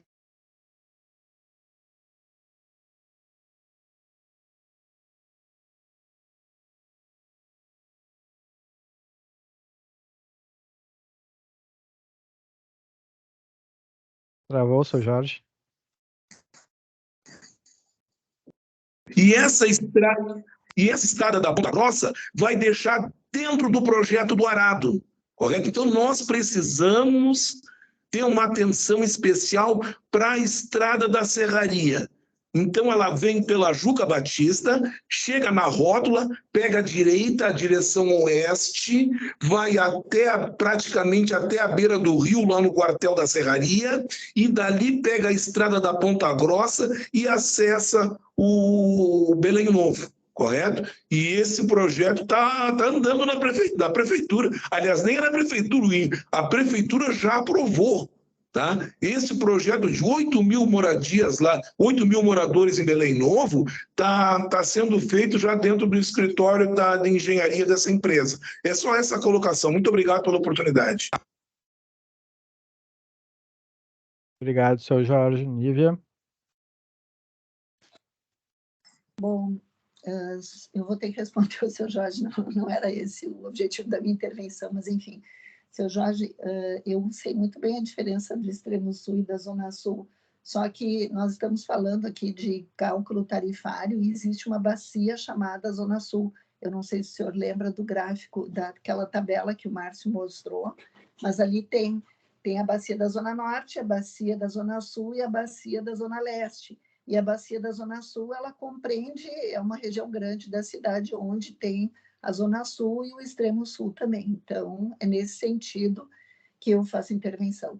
Em relação ao projeto do Arado, eu sou totalmente contra esse projeto, né? E acredito que qualquer planejador urbano com um mínimo, né, de noção sobre a questão urbanística, a questão de sustentabilidade, seria contra esse projeto. Mas, infelizmente, não são os técnicos que opinam, né? Eu acredito que aí tenha tido uma componente política de vários lados que fizeram com que esse projeto tivesse sido aprovado. Mas se eu fosse gestora, se eu fosse a prefeita, sei lá o que eu fosse, eu não aceitaria, né, de maneira alguma que esse projeto fosse aprovado. Agora, a questão toda é a gente ver se a gente vai permitir outros novos projetos ou não, mas, enfim. O que eu queria trazer aqui é que eu fiquei pensando assim, ó, que o diabo é sábio, não é porque é sábio, mas é porque é velho, né? E aí, quando o Guilherme falou da previsão de duas grandes obras de arte na cidade, eu lembrei que eu trabalhava na prefeitura na época em que se encontrou uma solução para uma delas, que é o cruzamento da Farrapos com a Sertório.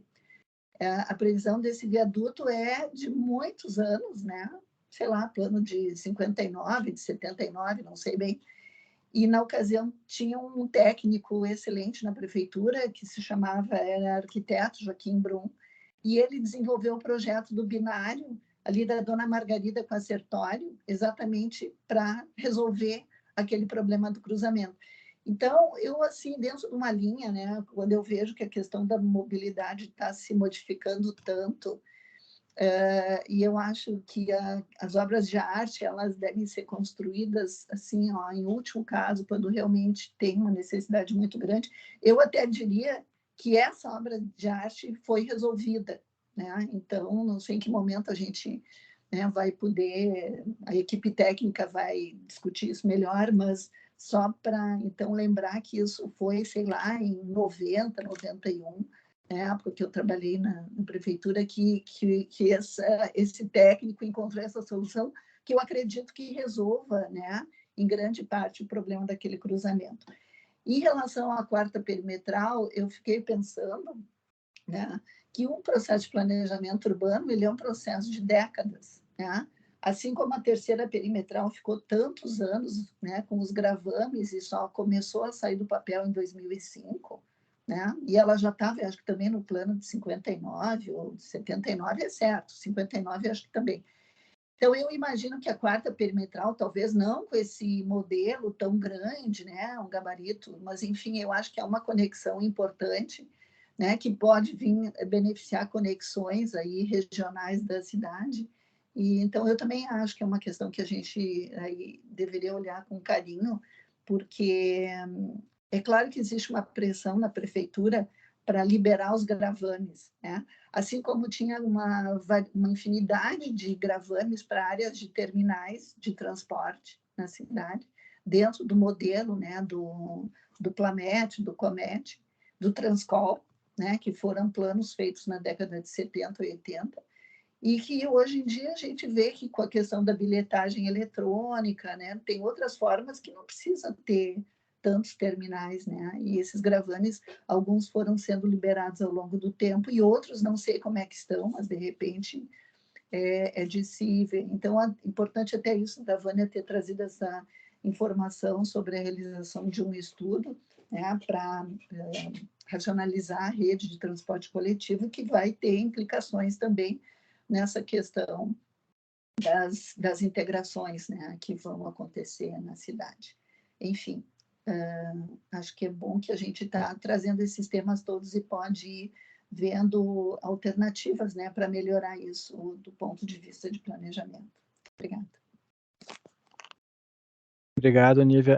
Acho que tem coisas que, né, acho que até os gravames eles acabam aguardando definições até de densificações das regiões, aquilo lá realmente vai para frente. A gente teve aí a informação, nós perdemos população, né? Então, a gente está indo devagar, o nosso crescimento não está sendo tão acelerado ainda. Eu queria só trazer para... Ontem, na nossa reunião, a gente acabou só preenchendo, eu não consegui fazer o mural, fica de dever para eu fazer a informação, né, do que a gente pontuou aqui de informações que a gente acha que são importantes, né? Quando a gente discute o sistema viário, que apresentaram assim, quais são os tópicos prioritários, a gente percebeu que as questões dos gravames, o eixo hierarquia viária, a inclusão da ciclovia também prevista dentro de outros tipos de perfis viários, né? Estarem ali, inclusive, as questões de estacionamento naqueles perfis que eu apresentei, que também tem a identificação dos estacionamentos, são importantes.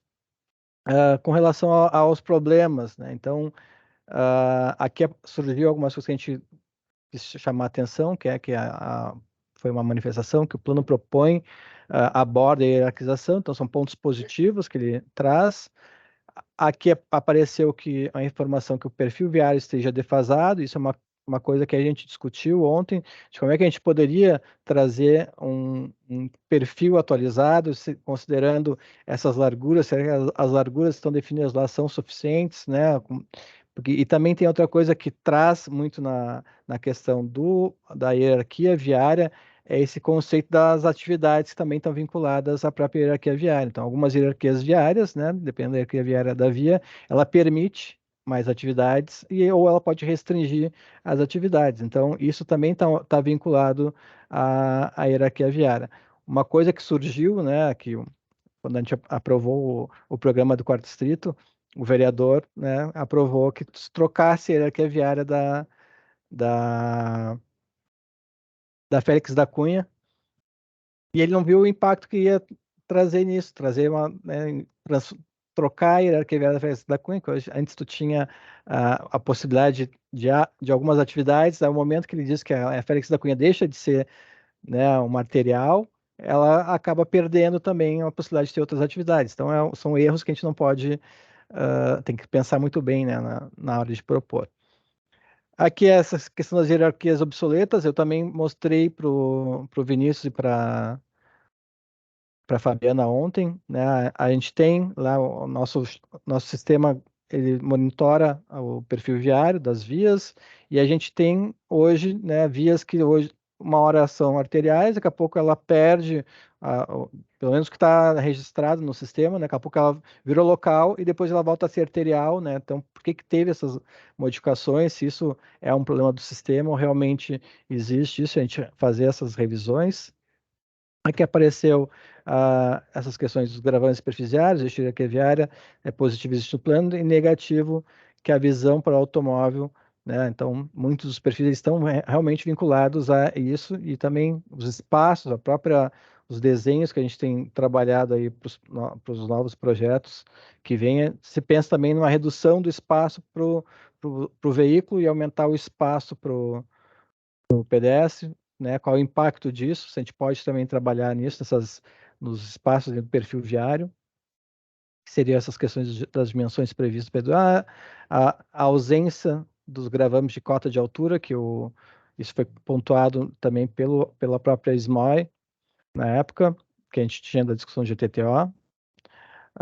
Estacionamento ao lado de ciclovia, sem espaço para hipótese, isso aqui seria um desenho do perfil viário que contemplasse a ciclovia, aqui a atualização da hierarquia viária, contemplar caminhos alternativos, enfrentam problemas de classificações, então essa questão de a gente compreender muito bem quais são as características, né? No próprio diretor tem as características das vias e a gente também compreender se realmente ainda permanece, algumas vias talvez tenham perdido essa característica e possam sim ser alteradas, né? E seria mais ou menos isso, né?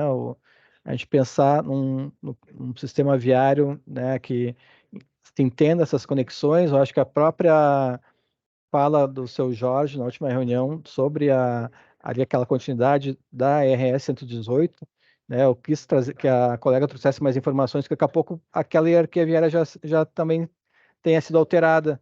Ela está hoje como uma arterial de segundo nível. E aí tem que ver qual é o perfil que vai ficar daquela via com essas modificações. Aí daqui a pouco ela perde, vai para o material de primeiro nível, né?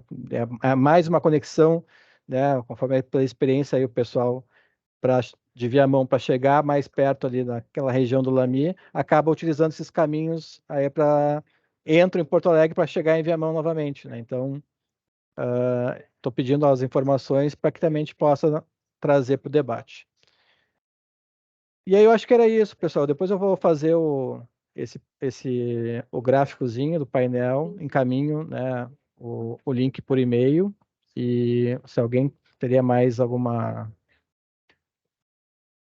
estacionamentos, entraria, né, Nívia, nas vias ali, o desenho, acho que a gente colocou para o sistema viário, para a gente depois ir aprofundando no debate aí. Daí, a princípio, seria após o seminário, a gente voltar a ter as nossas reuniões aí talvez com um modelo diferente, com atividades presenciais também, que é a ideia de a gente começar a trabalhar nos grupos.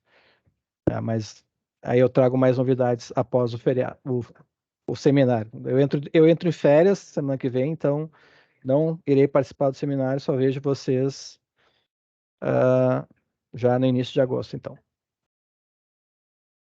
O seminário vai ser gravado? A colega disse aqui, quem não pudesse participar do seminário, o seminário vai ser gravado também, né? Quem não tiver condições, é uma informação. Sim, já falei. Já acabaram as inscrições, então nós vamos ter a gravação. Assim como das oficinas, né? A Nívia pode visualizar a palestra da oficina, tudo vai estar gravado, a gente disponibiliza depois o link das gravações. É isso, pessoal. Mas alguém que gostaria de dar mais uma manifestação? Então, é isso aí, gente. Obrigado. Né? Não, desculpa, me atrasei.